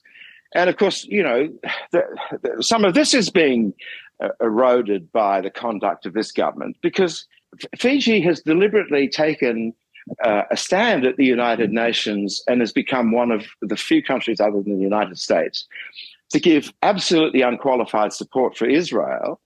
And yet at the same time, it has troops in the Middle East keeping the peace between the two sides there. And of course, there's a very great deal of fear and apprehension that we've just made ourselves a target in the Middle East. And for what? Yeah, for a fight that we don't have any skin in. And that's something that's happened under this government, which is very unfortunate. So what are people saying, across the Vanua, sitting around the kava bowl with the bilo in hand? What are they saying to each other about where things are at? As you said, 14 well, or 15 I mean, look, months after the government has changed. I do get a bit of feedback on this, and in particular from emails and comments that are left in the comment section of my blog. And at first, there was a sort of fair degree of amusement about Linda Tambuya and Asaria and Drawn Draw and the sex and drug scandal in room 233. People would joke around the kava bowl, saying, "Oh, bro, this is a really brutal mix." And everybody would sort of erupt in peals of laughter. Yeah. So, exactly, yeah. Or sort of, hey, I had such a good time last night, I could barely walk today, So that was the initial reaction, the amusement to some extent. But certainly since the disciplinary committee of the PAP has reported, there is a lot of anger, because people feel they've been deceived. I mean, on the 9th of September last year, the Prime Minister issued an official statement saying, this is, I've called these guys in. They say it's not true. I've accepted it. Therefore, move on and stop spreading the rumors, right? So everybody goes away. They were true. Oh, exactly. But, so everyone goes away because there's certainly a lot more respect for the national leader in these societies than we're used to in Australia and New Zealand, because, we're advanced democracies and there's a certain amount of cynicism about these guys. Yeah, and derision and what have you. So now that people are finding out that it's true, there's quite a lot of, shock and anger. And you only have to go to my website, if I could just give a little plug, sure. www.grubsheet.com.au. And if you have a look in the comments section of that, you'll see the level of shock and anger, which has erupted, really, I mean, in a way that we've never seen before. That's what brings governments down, is when people feel they've been betrayed, they've been lied to by the Prime Minister, because he has, then trust is a fleeting thing. You've either got it or you haven't. And if you haven't got it, it's very hard to win back, or if not impossible to win back once that trust that's is it. That's gone. It's very easy to lose. And this is, I mean, I've been warning that the government is losing the trust of the people. And there's two consequences of this. I mean, and I do have some professional experience in this kind of thing. There's two consequences. There'll either be a leadership challenge, because people will say he wasn't able to make the hard calls that were necessary, and for our political survival, he has to go. Or they stumble sort of, in a moral vacuum all the way to the next election and get decimated. And as you know, in democracies, things can change very quickly. So the fact that, and this is very important for New Zealanders to remember, Fiji First is still, the former government is still the biggest bloc in the parliament. Yeah. The only reason why Rambuka is Prime Minister is that he was able to cobble together a coalition with the National Federation Party and another pro sort of Itake party called Sadelpa. And by the power of just one vote on the floor of the parliament, he won against Bainimarama and Kaium. And yet they behave as if they've had a massive landslide. So know. if, it's unlikely that SEDELPA would entertain a coalition with Fiji first, but Well, no, the not National necessarily, Federation Cam. Party could, though, couldn't it? No, not necessarily, Cam. The head of SEDELPA is the father-in-law of Ayaz Syed Qayyum, the number 2 in the Bainimarama government. Yeah. So we were talking about family connections, yeah? People, in politics, mate, the people do what is ultimately in their own interests. Well, they're venal. They're venal. Yeah, they're venal. And venal is a fantastic word for it because that's exactly what it is, yeah? They'll do anything. Yeah. They'll bloody well do anything. And, we've seen it repeatedly in our professional lives. I guess exactly. But I guess the final thing, we've covered all these scandals, we've covered the illegal appointments, we've covered it's gobsmacking, really, the stuff that's going on in Fiji. Do you think there's a risk of another coup, or do you think the army's sitting there wondering what to do? There were a whole lot of leaked supposed intelligence reports from the Republic of Fiji military forces over many months, criticizing the government and saying they couldn't last, and so, of course that fed a whole lot of rumors of a coup. But the current RFMF commander, a guy called Major General Raw Johnny Colony Y, has ruled out a coup, and he keeps saying that people should respect democracy and what have you. And he's certainly turning a blind eye to a lot of things which people would have expected him to take a stand on. And let me just explain this very quickly. Section 134 of the Constitution gives the Republic of Fiji military forces the duty to protect the well-being of Fiji and the Fijian people and all Fijians. That clause has always been interpreted as having given the military the green light if anybody's rights are threatened to intervene. Yes. Now, when the government first came to power and they were doing things that people were getting upset about, Colony Y issued a public statement saying that he'd made it clear to the government that he'd expected them to respect the Constitution. Well, he's gone very quiet in recent times, and the more the coalition offends, the more silent he seems to become. And so a lot of people are very, upset about that. Of course, as far as Australia and New Zealand are concerned, they don't want anything other than adherence to the rule of law. Yeah. And rightly so. Yeah. Nobody wants a coup. But the point is there is no appreciation at all on the part of the government that with a majority of just one seat on the floor of the parliament, that it has a very limited mandate. It thinks that the one seat, but that just beating Fiji first gives it the right to do whatever it wants. Yeah. And this is another insidious thing in Fiji, and it's happening in other Pacific nations as well. The winner takes all attitude, to politics. Yeah. That you get into power and you screw your opponents, you get all the perks, the flash cars, the overseas travel, all of that, and all of the power, and they're reduced to sort of nothing. And then, of course, they then conspire and fight to sort of, dislodge you. And the same thing happens all over again. And so there's none of the sort of, I suppose, what might be called gentlemanly acknowledgement that you've won fair and square, but I know that having won by a very slim margin, I can't sort of just do whatever I want.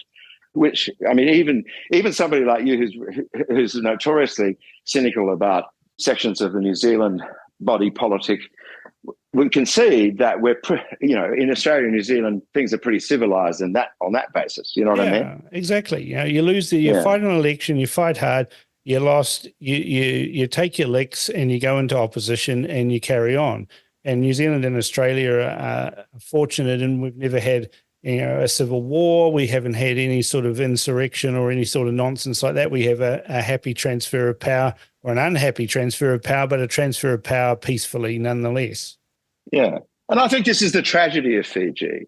In 1970, when it gained independence from Britain, it presented itself to the world as a model for third world nations made up of different ethnicities and religions, that, the pursuit of the multiracial ideal and all of that.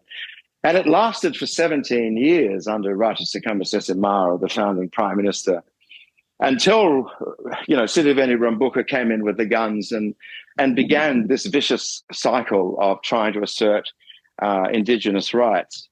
And it's just a tragedy. I mean, the Pope went to Fiji in 1986 saying, the then Pope, Paul VI, saying, Fiji was the way the world should be, a picture of sort of racial harmony and, cooperation, all that kind of stuff. All that's been lost, yeah? And now again, 3 decades later, we have this exodus of the country's best and brightest who've just given up on Fiji. They're leaving in droves. And of course, it's to Australia and New Zealand's economic benefit. But what are the consequences for us strategically when these countries are weakened, And of course, that raises this horrible spectre of people, from outside the region who exploit things like that. And that is what's happening with the Chinese. Yeah, the Chinese influence in the Pacific is pernicious. Yeah, insidious and pernicious. Yeah, they're using their bucks or their yuan. They're buying power and they're buying influence in ways that if any other country did it, we'd be up in arms and saying, this is not how you conduct yourself. But the Chinese don't care, and they know that people won't say anything against them, so they carry on doing it. Yeah, and they don't bribe people with yuan, or RMB. They bribe people with US dollars. Yeah. And there's plenty of stories about all of this. So they're trying to gain a strategic advantage in our region. It's very hard for democratic governments like Australia and New Zealand to sort of quite work out how to deal with it. I mean, there's a lot of indecision about how far to intervene in these countries to prevent China gaining more influence. But this is a universal truth, Cam. Yeah. If you have weak institutions, if your institutions, and particularly the criminal justice system, that includes the criminal media. Justice system, the media, whatever. If you have those weak institutions, and particularly in relation to the rule of law, that are degraded, well, it's the beginning of the end. I mean, we've seen it in Zimbabwe, and I have said before that Fiji has become the Zimbabwe of the South Seas. Because what happened there, as you know, was that Robert Mugabe at one stage was happy to play the multiracial thing and, be friendly to white people. Then he got his war veterans, so-called, to move on to farms owned by white people. And then, of course, there was an assault on the bureaucracy and then an assault on the judiciary. So that, no one could be certain of getting a fair trial. No one could be certain of taking civil action against the government and having a judge that would do anything other than award the case to the state. All of that is starting to happen in Fiji. And it's deeply, deeply worrying. Yeah, which is why you're writing about it, why I'm covering it on The Crunch. I think these are important stories. We shouldn't just focus on, like me living in New Zealand or you living in Australia, focusing just on Australian politics. Fijian politics is far more interesting. But you see, this is the thing. At one stage in the 19th century, there was this notion that it wasn't just Australia and New Zealand who were partners in the region, but Australia, New Zealand and Fiji, because, of course, Fiji was a British colony with a lot of white settlers and what have you. And there was this notion that the three countries, would form some sort of, association. Well, that's no longer the case. But it's still a very important, Pacific nation in that it's strategically important, but also has a huge amount still of influence. And it's just a great shame. And, of course, the importance of keeping this part of the world, free from the predations of dictatorships and people who don't believe in democracy at all. Yeah. And, in fact, in many instances, are gangsters, because the official Chinese presence in the region has been supplemented by the unofficial Chinese presence of, the Chinese mafia, the triads. And they're active in all of these countries in the Pacific. And so the bad guys show signs of making significant gains, and it's to the detriment of the democracies. And, we're seeing this all over the world, actually. The democracies have never been under so much pressure, whether it's Putin, whether it's Xi Jinping. But it's happening on our back door Yeah, and at yet, the very place you, that many Australian and New Zealanders like to go in the depths of winter for their summer holiday, for effectively another summer holiday. That's right. But as they sip their lattes in the cafes of Auckland, Sydney and Melbourne, Wellington, Christchurch or whatever, what's happening in these countries is not the topic of conversation. It hasn't yet intruded into the comfy way of life of metropolitan Australians and New Zealanders. But it is something that we should be worried about. And that probably is a good place to finish up this discussion, which has been fascinating yet again. Well, thanks, Cam, for having me. Like a couple of old Kaivitis sitting there having some gin and tonics at the yacht club. I know. But It seems like that. Anyone who's from Suva knows that the yacht club's not that salubrious. No, I know. Some would say we're like two old women talking, amongst ourselves over a cup of tea. But anyway, no, it's been a delight, Cam, and thanks very much. Vinaka. Yeah, Vinaka to you too. Well, that was an amazing exploration of the sordid goings-on inside the Rambuka government in Fiji. Graham has always impeccable sources, and as he says, it is now all but being confirmed by an investigation from inside the People's Alliance Party. There'll be many twists and turns with this saga, though, so stay tuned, as I'm sure we'll have Graham back on the show soon enough. Let me know your thoughts about my chat with Graham Davis by emailing inbox@realitycheck.radio or text to 2057. You've heard the words open, fair, both sides of the story. It's easy to say them, but practicing them often seems like a bridge too far. New Zealand, it's time for a reality check. RCR, Reality Check Radio. Rational discussion, common sense, and open debate for real. With me, Paul Brennan. You just can't make this stuff up. You couldn't write the script. Veteran broadcaster Peter Williams. Where is the evidence they actually make a difference? It turns out that was a very fair question to ask. Taking on the mainstream, Chantel Baker. Mainstream media, as usual, in their little perch. The man who cares so much and whose background is for real, Rodney Hyde. The doctors don't believe them. They can't get ACC. They can't work. They're told it's all in their head. Along with a raft of contributors to inform, entertain, and bring the truth back to New Zealand media. It's time for a reality check, all right. RCR, Reality Check Radio at www.realitycheck.radio. We've arrived. Our text machine is now live. Send us your thoughts by texting your message to 2057. That's 2057. So get in touch with us now.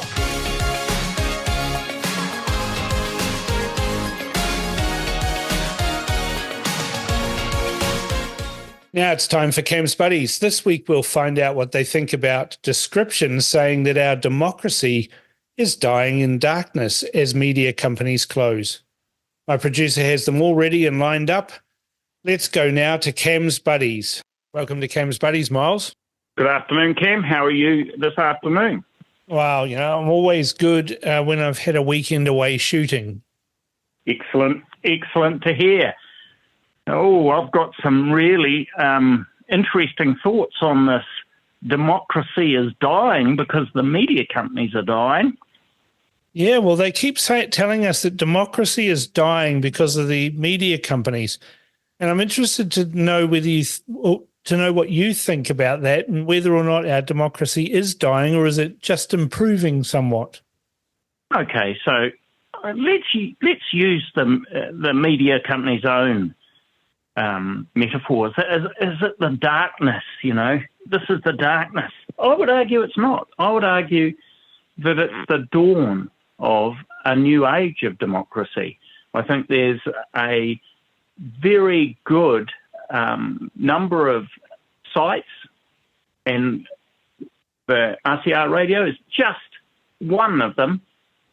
Look, this is the dawn of the new democracy. This is where people get their information now. And there are still people that slavishly tune into the 6 p.m. news on TVNZ because that's what they've always done. But I'm sort of detecting a bit of disquiet because there's so much pidgin English being spoken that some people are not even sure what the news article is about anymore. I call it Manglish. Yeah, well, the problem that they've got is, are they the authors of their own demise? And, while I feel very sorry for people that are in the meat and the machine that have lost their jobs, I don't think that's very nice at all. But I think to a large extent, these media companies are the authors of their own demise. And the blame can be put fairly and squarely on the shoulders of the reporters and the editors that do the stories. And I feel sorry for the people like the cameramen and the sound people who may or may not support whatever kind of point of view is put across.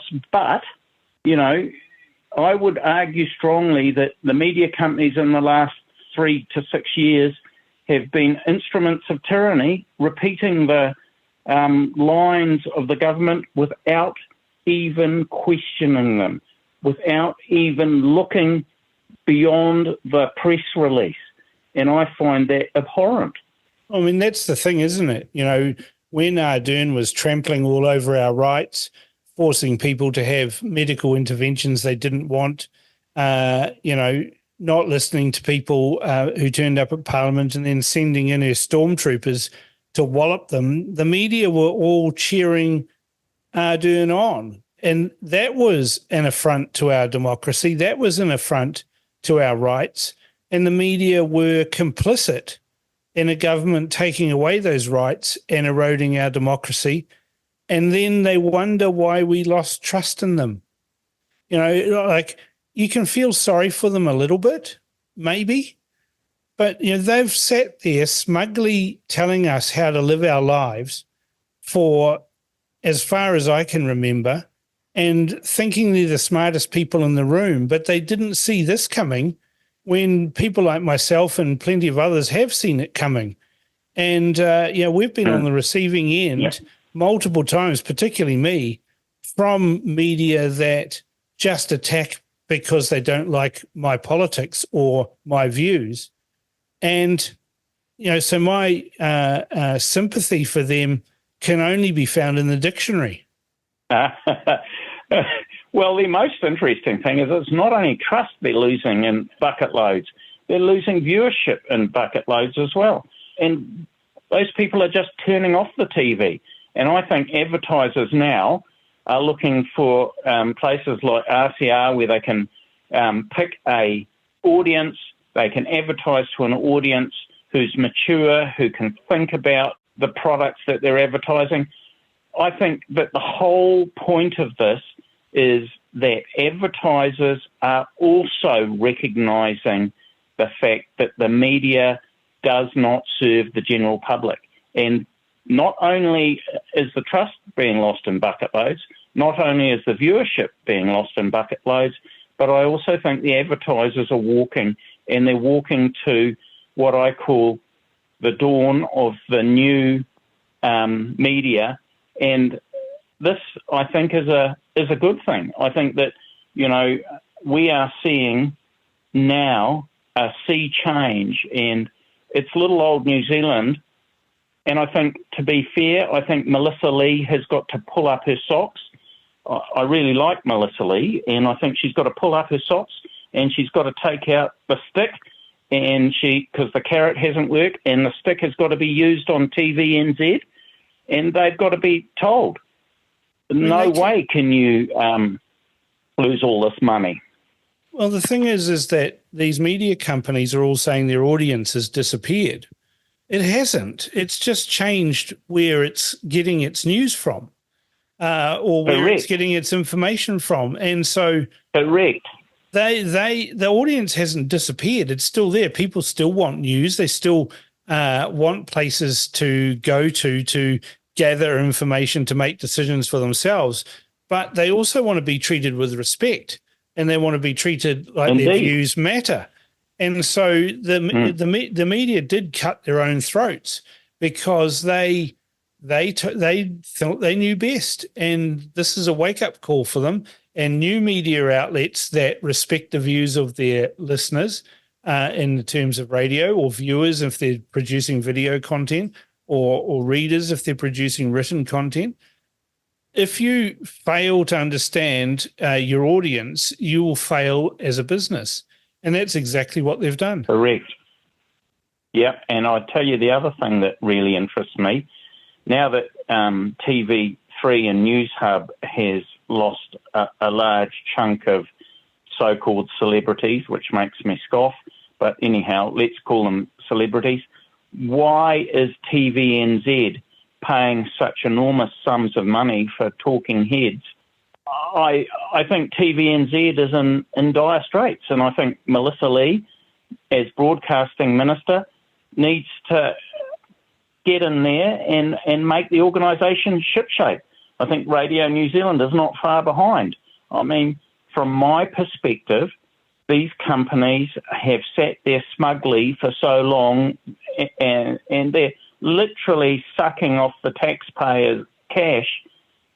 And are they responding to the audience? I don't think so. I think the audience is walking. Well, they've been sitting in their studios sniffing in what they thought was smug. And in actual fact, it was stale farts. And so that, you know, they're taking big deep breaths of those stale farts, and they're wondering why all of a sudden the studio starts smelling like, you know, droppings, rotting fish. Look, it's the old story. The fish rots from the head, and I can tell you, I am damn certain that there's a lot of good people who have lost their jobs because of decisions made by senior editors and senior reporters about stories and the way to present stories. And that, frankly speaking, that upsets me. The thing that I think is relevant here is that we all want to hear an unbiased, two-side approach to any news story. We don't want to hear opinion. If you want to hear opinion, you listen to Cam's Buddies. It's opinion. It's not news. Opinions are like noses. Everybody has one. I've got Lindley waiting on the line, so I better go to her. Thanks for your call, Miles, and we'll look forward to talking to you next week. Have a good day. See you. Welcome to Cam's Buddies, Lindley. Good to have you back. Hi, Cam. Well, it's lovely to hear from you again. Well, lovely to hear from you again. Hey, we talked about News Hub last week. Of course, last week we also heard the news that TVNZ was shedding staff, and I'm just wondering what you think about these claims that all of these media people are writing in the Herald and stuff and everywhere else, you know, wailing and crying, gnashing of teeth. I like gnashing of teeth. It's a good biblical thing, isn't it? Gnashing I of hope teeth. they haven't got false ones. Yeah, and they're saying that democracy is dying in the dark. What do you think about that, Lindley? I'm really interested to hear what you've got to say. Well, I better have a disclaimer of sorts first. I am biased on this topic. Oh, well, that's all right. I don't think it's bad for democracy. I think it's better for democracy, and I think it shines a light in an area that has been very, very dark for 6 years at least. Oh, it's longer than that. It's got to be longer than that. I mean, I stopped watching the 6 o'clock news probably, 15 years ago. Oh, well, probably I didn't. It would be a lot more recent than that because I'm not really a tech person, although I'm learning fast. And yes, I would watch it, and it just basically annoyed me because I could see that it was biased. But when we had the COVID sessions, those 1 o'clock sessions, I watched one, and that was it. I couldn't watch another one because it was so obvious they were totally biased and pushing a narrative upon us. So I stopped watching it then. And then in more recent times, I used to listen to the talkback on the radio just while I was pottering around. Plugged it into the plug in the kitchen and had it sitting on the bench, and the next thing, a flame shot across the room and it went boom. That was the end of that, radio gone. So I thought, well, this might be divine intervention. I'll go with this. And I threw the radio out, and that was the last time I listened to news talk. So I already wasn't watching TV. It probably helped your blood pressure. Well, it did. I cannot believe how much it builds anxiety in you. And I felt so relaxed. I felt so positive and good once I got over the shock of not having it, there, because it's sort of company in a way, but it's bad company. Yeah, see, my dad sits there with the radio going, and I ring him up, see how he is, and I can hear news talk in the background going, blah, blah, blah, blah, blah, blah, blah, blah, all the usual rubbish that they talk. And I said, Dad, I'm talking to you. Turn that off. So, well, I might miss something. Well, you're not missing anything if you're listening to those radio stations, because you're just getting this homogenized, watered down version of news and, people talking about it, but not actually imparting any useful information to anybody. No, and it was shamelessly biased. I mean, after a while you could pick it. It was going to be an hour on pensioners robbing the government of money, and so on and so forth. And then the next hour would be some other political thing that they were just trying to, drum up government support, basically. And the thing was, if anybody rang in with an alternative view, they were either really rude to them or they just cut them off.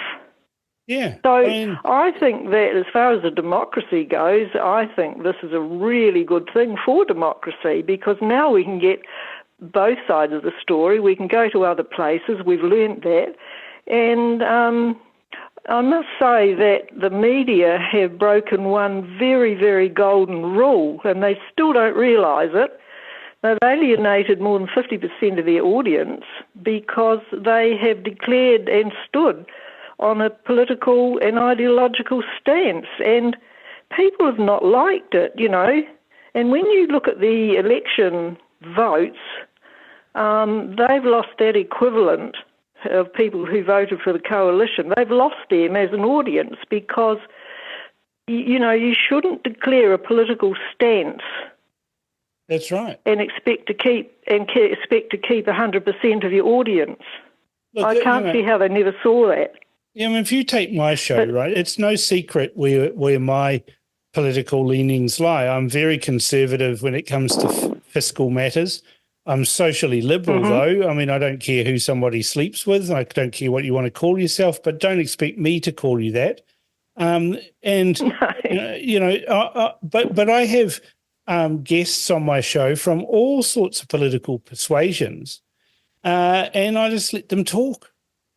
We don't have arguments. We just have discussions, and from those discussions, we find out little gems about these people that they wouldn't find out if I was hostile or brutal or nasty or any of those sorts of things. No, but I think the difference is that you're not actually pushing a government narrative. That's the difference. And like I said last week, it's contrived. It's not even fact, and it has a goal, and the goal is to brainwash the listener or the viewer, whoever it is.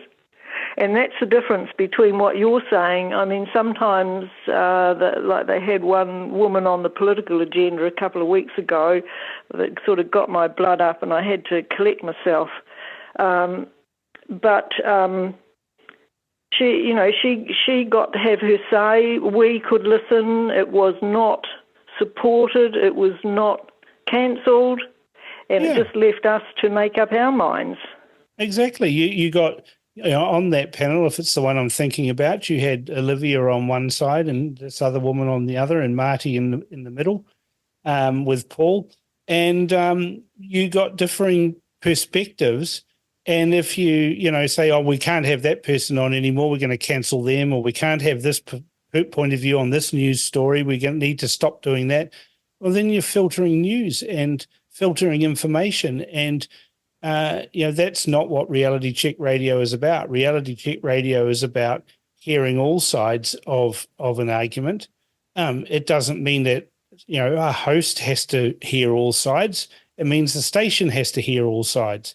And so whilst I might... That's correct. I might support Israel, for example, you may not, or a guest may not support Israel. It doesn't mean I have to have them on my show, but, Paul, who has different points of view to me, he may have them on his show.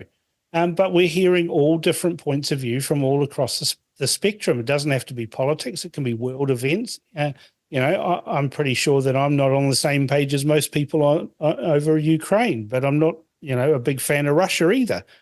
But at least we can talk about it without, wanting to slit our throats or slit somebody else's throat because they said something we don't agree with. No, and I don't know if you've noticed, but certainly the printed media, mainstream media, they have consistently pushed the Gaza side of that particular uprising, or whatever you might like to call it at the moment. They consistently fuel the flames against Israel and for Gaza. Now, I'm only saying that from a perspective that I'm recognising the narrative. I don't have an opinion on it whatsoever. It's a long way away, isn't it?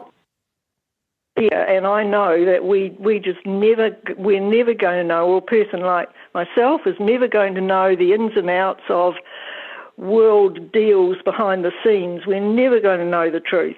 But so I don't get involved in it, but I can't help but see the persistent government narrative on making Gaza the victim state. They do exactly the same with the Maori people. They make them the victim state. It's patronising. That's what I object to. It's patronising, particularly when we're talking about Maori. Labor is the worst at it. They talk about Maori being unable to make decisions for themselves, and that's why we need to have a separate health system because Maori can't make their own decisions. They talk about, that they're vulnerable people. If you tell people that they're vulnerable or unable to do things for themselves for long enough and hard enough, then it'll become a self-fulfilling prophecy. There's no enablement, it's disablement. Yeah, it absolutely will. And I don't know if you know anything about hypnotism, but sitting and watching the 6 o'clock news, you get lulled into a sort of a slightly lower brainwave state. Yeah. And they, the experts behind the scenes, they absolutely know how to manipulate people emotionally, and their lead-ins to their stories, to their images, the story itself and the wrap-up is all designed to sink into people's subconscious, and they don't even realise they've been hypnotised. But they have. But my grandmother used to call it the idiot box, and I think she was right. Oh, it's incredible. But a friend of mine, she has another friend who was a journalist and with a big newspaper, and he got what he thought was a really plum job with TV1. And when he got his opportunity to do his first big interview, he was really thrilled with what he did and couldn't wait to see it on the TV. And when he saw it, he couldn't believe it was the same interview. It had all been edited, rearranged, and this chap that he had interviewed came across as a completely different person, and he was so disillusioned that he went in the next day and resigned, went back to his job at the newspaper. He said, now that was in 1989. Yeah.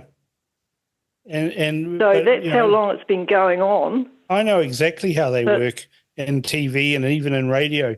And, in 2014, I just stopped giving I stopped giving pre-recorded interviews and insisted every interview I gave was live, because then they couldn't edit my words.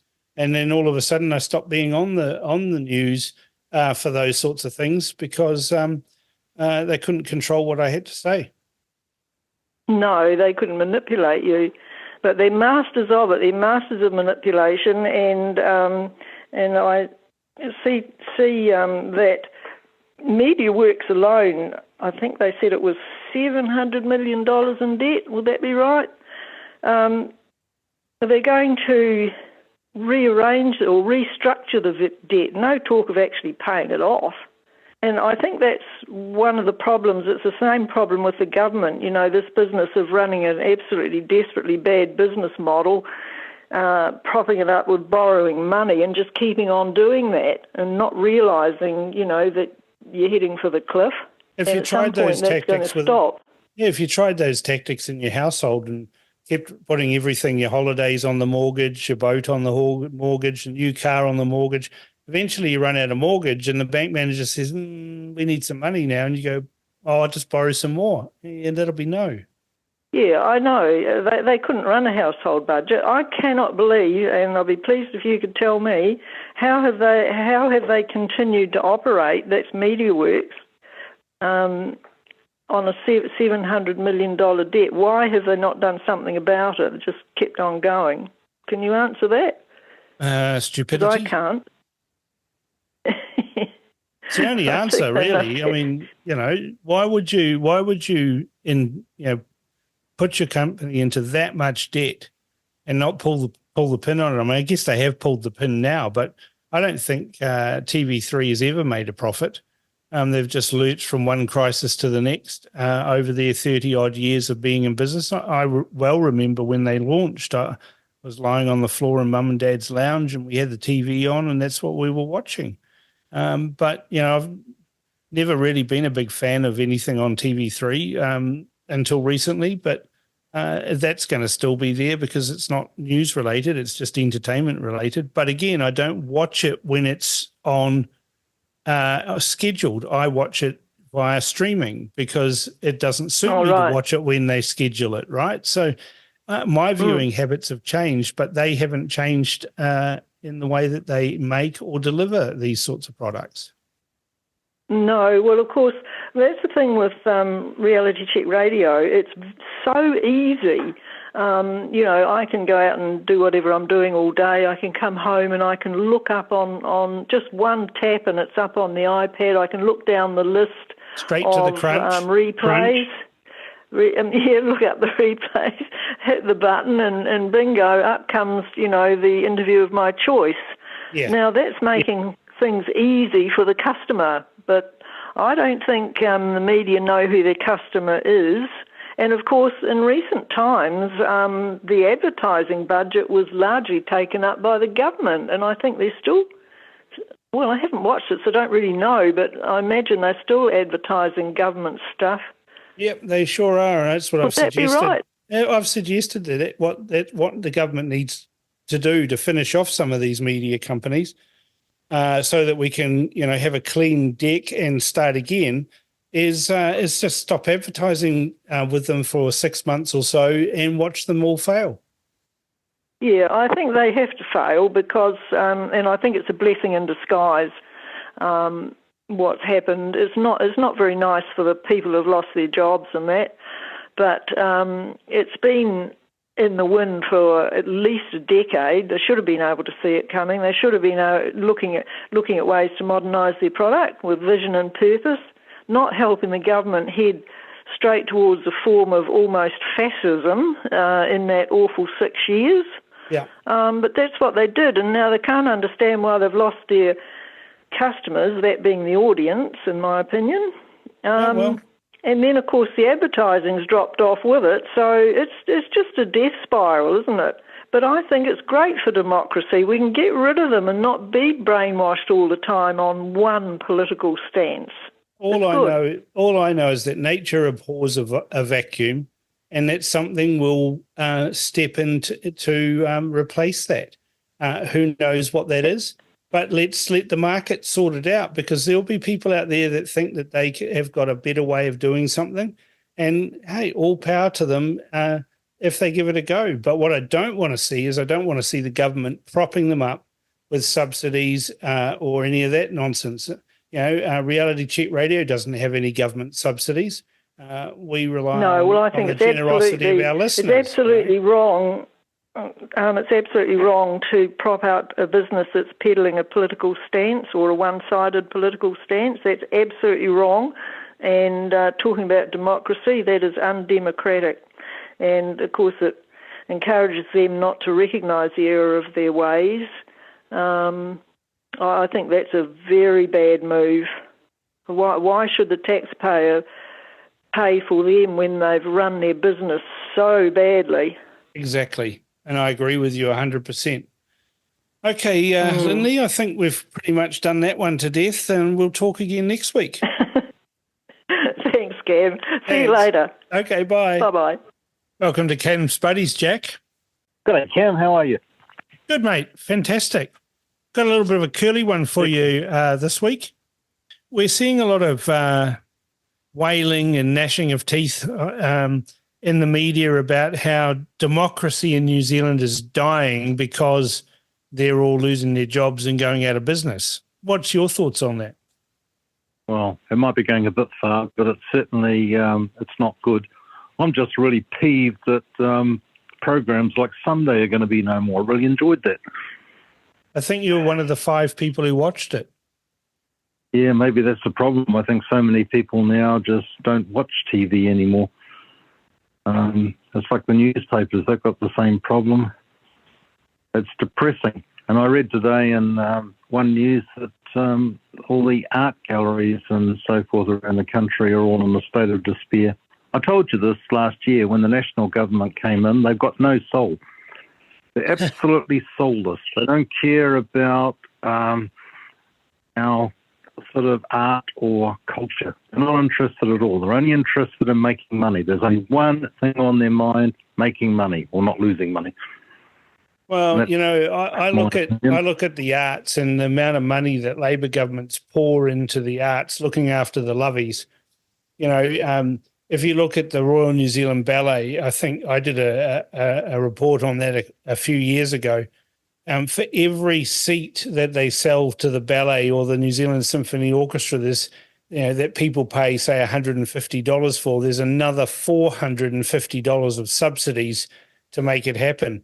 You know, and it's just ridiculous. We are subsidising the liberal elites for their pet hobbies that is unsustainable. If they actually had to pay for it, they wouldn't go. The actual amount, they wouldn't go. Well, you may say that. I couldn't possibly comment, but all I know is that my favourite country on earth, France, used to build the best aeroplanes and the best train systems and the best computer systems, and they have the most wonderful art systems as well. Well, yeah, but Europe's got a population that can sustain it. We don't have a population that can sustain it. There's only a very limited number of people like you who want to go wandering around the most boring things on earth called art galleries. I'm not one of them, and I don't see why I should have to pay for it. Tragic. You see the point, you're right? I am one of the few. Yeah, there's just not enough people. Yeah, it's okay in France. They've got the Louvre, right? And millions of people go there. Well, millions of people don't go to the Auckland Art Gallery. It's just, hopeless. A lot of those millions in France are tourists like me that go there to see the culture. Well, it is a culture, though. When we're told constantly in New Zealand that that's not our culture, and we shouldn't be, wanting to see these things. We're only allowed Maori culture, and in their artworks, even more boring. I agree with you 100% there. I have to say, I'm not interested in all that. It's dragging us down. No one wants to see it. You're right. I mean, there's only so many ways you can carve a piece of wood, right? True. But do you think democracy is dying, though? Do you think democracy is dying, or is this just hyperbole from a bunch of whining woke types who have lost their jobs because they weren't actually the smartest people in the room and they didn't see this coming, even though everybody else saw it coming?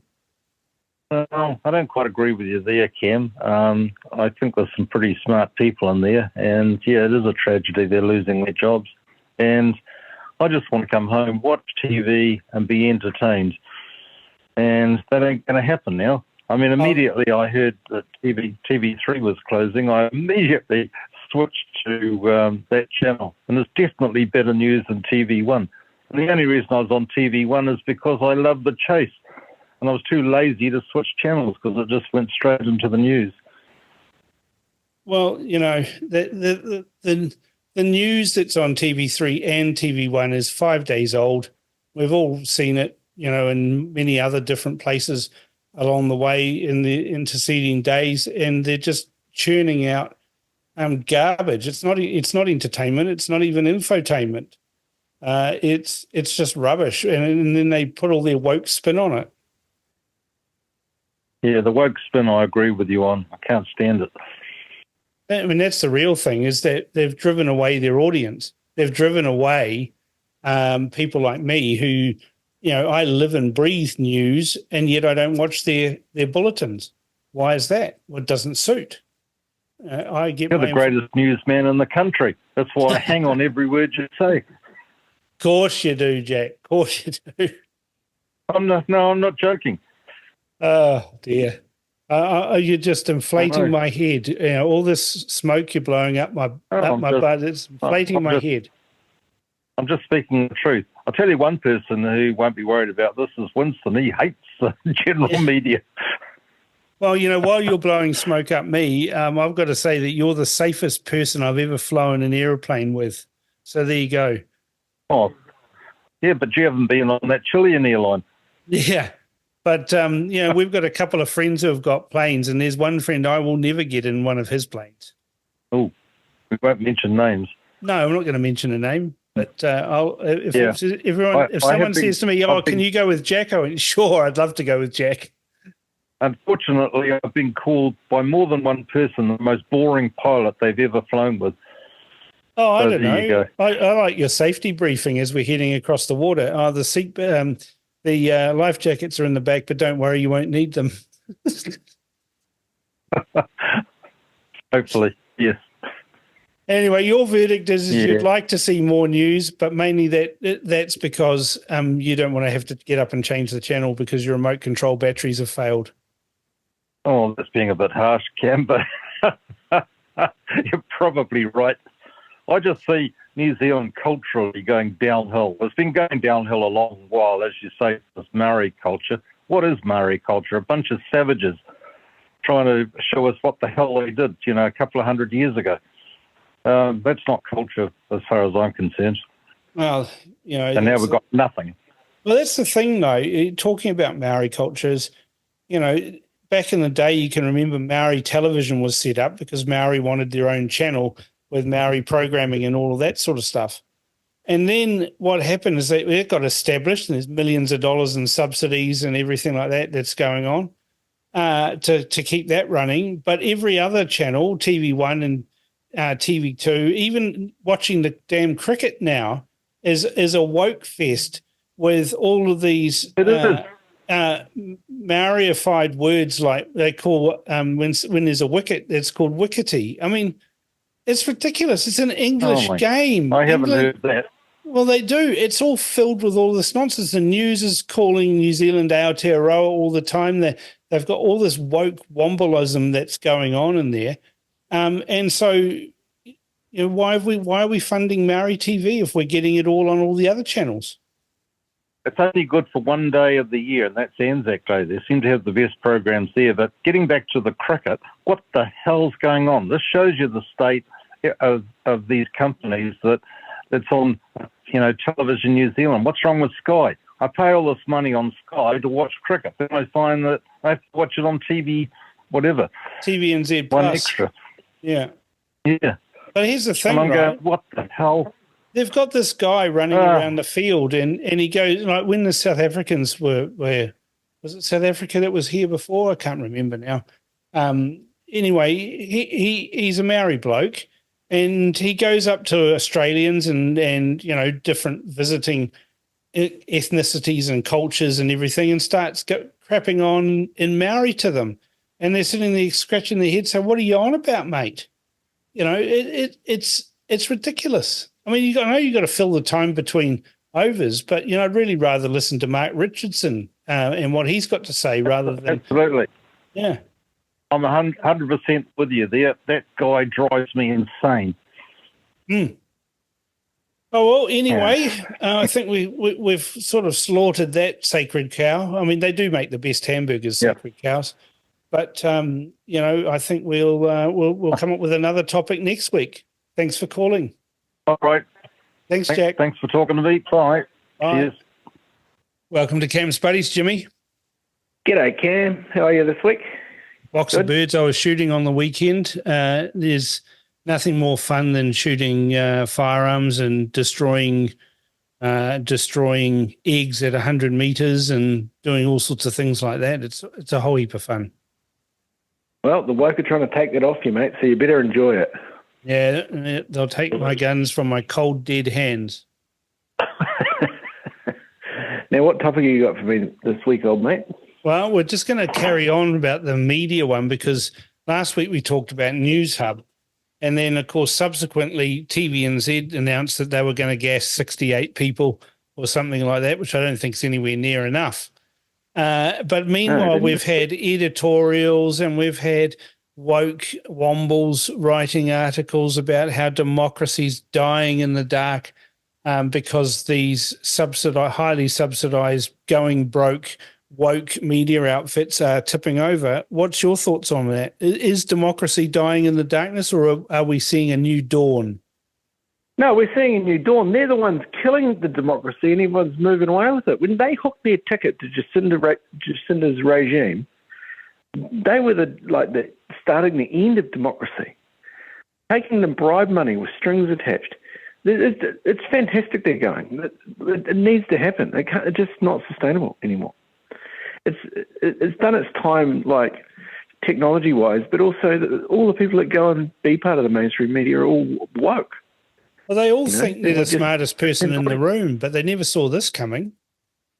No, and they twist stories and twist facts, and it's just everyone I know doesn't watch it anymore. It's just they get their news or current affairs from other much more factual. Well, that's sources, the other thing, isn't it? Like the news that you see on TVNZ and TV3 is so old. You think, God, wasn't that like 3 weeks ago that I read that? And it's so twisted and bent out of shape from what reality is. That even people like my father and no doubt your parents are starting to listen to more modern methods of dissemination of news, like Reality Check Radio. Well, my mother has actually downloaded the Reality Check Radio app, as it be. But, when I was a younger man than I am, my parents used to buy the newspaper and listen to New Zealand radio full time. Like, that's just what they did for all my childhood. But now they do neither, So times are changing. And it's no surprise that you see the mainstream media dying. Look at what they produce. It's utter crap. Have you ever watched a press conference, like a post-cabinet press conference, say, with Luxon?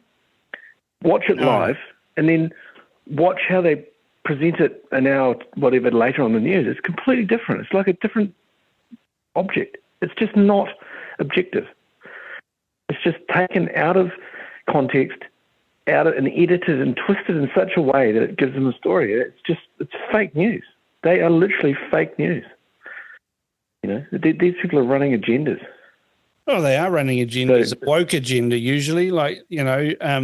They're always pushing, trans stuff or LGBTQ plus alphabet, people stuff. And the thing is that, I know some people who are gay and they don't carry on like that. No, I don't. But we're being told this is all normal. This is what New Zealanders want. That we want, men pretending to be women and competing in women's sports and slaying them in the sports. But it's not. Most right-thinking people or centre-thinking people will think this is a nonsense. But unfortunately, you can't speak up because then you get attacked about being transphobic. But, I love that when they say you're homophobic or transphobic or something like that, I always say, well, I'm not scared of someone who wears a dress. No, it's the same with the racist. They just used the word racist to death, and now they're using the word genocide. And it just takes away all meaning. And anyway, the media are getting the arse card from society, and I couldn't be more happy about it, to be honest. I can't wait for stuff to go down. That's going to be glorious. And they will. And they continue to be woke. They just don't get it. They just don't get it. No, they don't get it. Other callers to Cam's Buddies have said that they did it to themselves. They ignored their audience. They treated them with contempt, and then they wondered why we all walked away and went somewhere else. And I noted that the audience hasn't disappeared. It's just disappeared from them. Yeah, it's gone to other places. I mean, there's a well-to-do station in New Zealand that's got a big morning audience, and it's not woke. And yet other morning stations like, our national broadcaster RNZ are woke, and their audience are disappearing. And it's obvious. Why don't they change? Pander to the audience. That's what all businesses have to do in the end. I just don't get it, mate. They think everyone else should change to suit their agendas, and everyone else is stupid. Yeah, I'm hoping that the New Zealand Herald goes soon after Stuff, because there's quite a few journalists at the New Zealand Herald that I'd really like to see get their card marked. I think I know who you mean. The Herald's pretty big. It's probably got pretty safe. It's got a pretty conservative boomer audience, especially in Auckland. Still see a lot of Heralds sold. Don't know why. I mean, maybe they're budgerigar fanciers and they need something to line the cage to soak up all the fire with. Or light the fire, even if you're allowed fires. I mean, if the government bans fires, the Herald's in real trouble. Real trouble. Right? If the greenies decide that budgerigars and canaries shouldn't be here because they're not native, well, then the Herald's absolutely finished. Then, I mean, the only thing left is cat owners, isn't it? To put a sort of a liner underneath the kitty litter. Well, newspapers are pretty handy for a lot of jobs, but I think as the boomer generation dies out, over the next whatever amount of years, you're certainly going to see more decline in print media. I mean, who do you know under 50 buys print? Stupid people. I don't know anyone. Budgie fanciers. Exactly. Besides budgie fanciers, no one, right? Yeah. Yeah. Well, cat fanciers and budgie fanciers. Anyway, yeah, well, that's my thoughts. Good to see that. I think democracy is actually going to come through, to be honest. Of course it will. This is the thing that these stupid media people. Do you remember when Judy Bailey used to read the news, and then she got the ass card, right? They gassed her. The mother of the nation. And she was told that she was the mother of the nation, and the news will never be the same. And then the next minute they stick some other Doris on who can read a teleprompter, and we promptly forgot that Judy Bailey. I mean, I had to look up who it was that had lost a job those years ago. I'd forgotten who she was.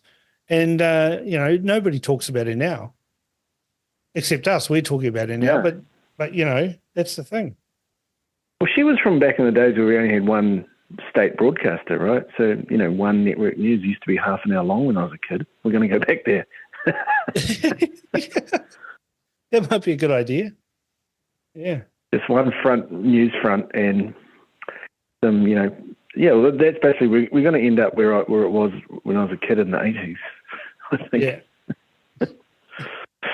Oh, well, anyway, that's my lot, Cam. All right, Jimmy, thanks for calling in, and we'll talk again next week. Thanks, mate. Cheers. See you. Bye. Whoa, no holding back there. Plenty of truth bombs dropping. If only the media would listen. Sadly, they won't, and they will disappear. I'm so blessed to have such a great bunch of mates and new buddies to share anything with. They're so wise and speak common sense. Tell us your thoughts on Cam's Buddies by emailing inbox@realitycheck.radio or text to 2057. Check out our brand new RCR Foundation Members Club. Go to realitycheck.radio/members and join now.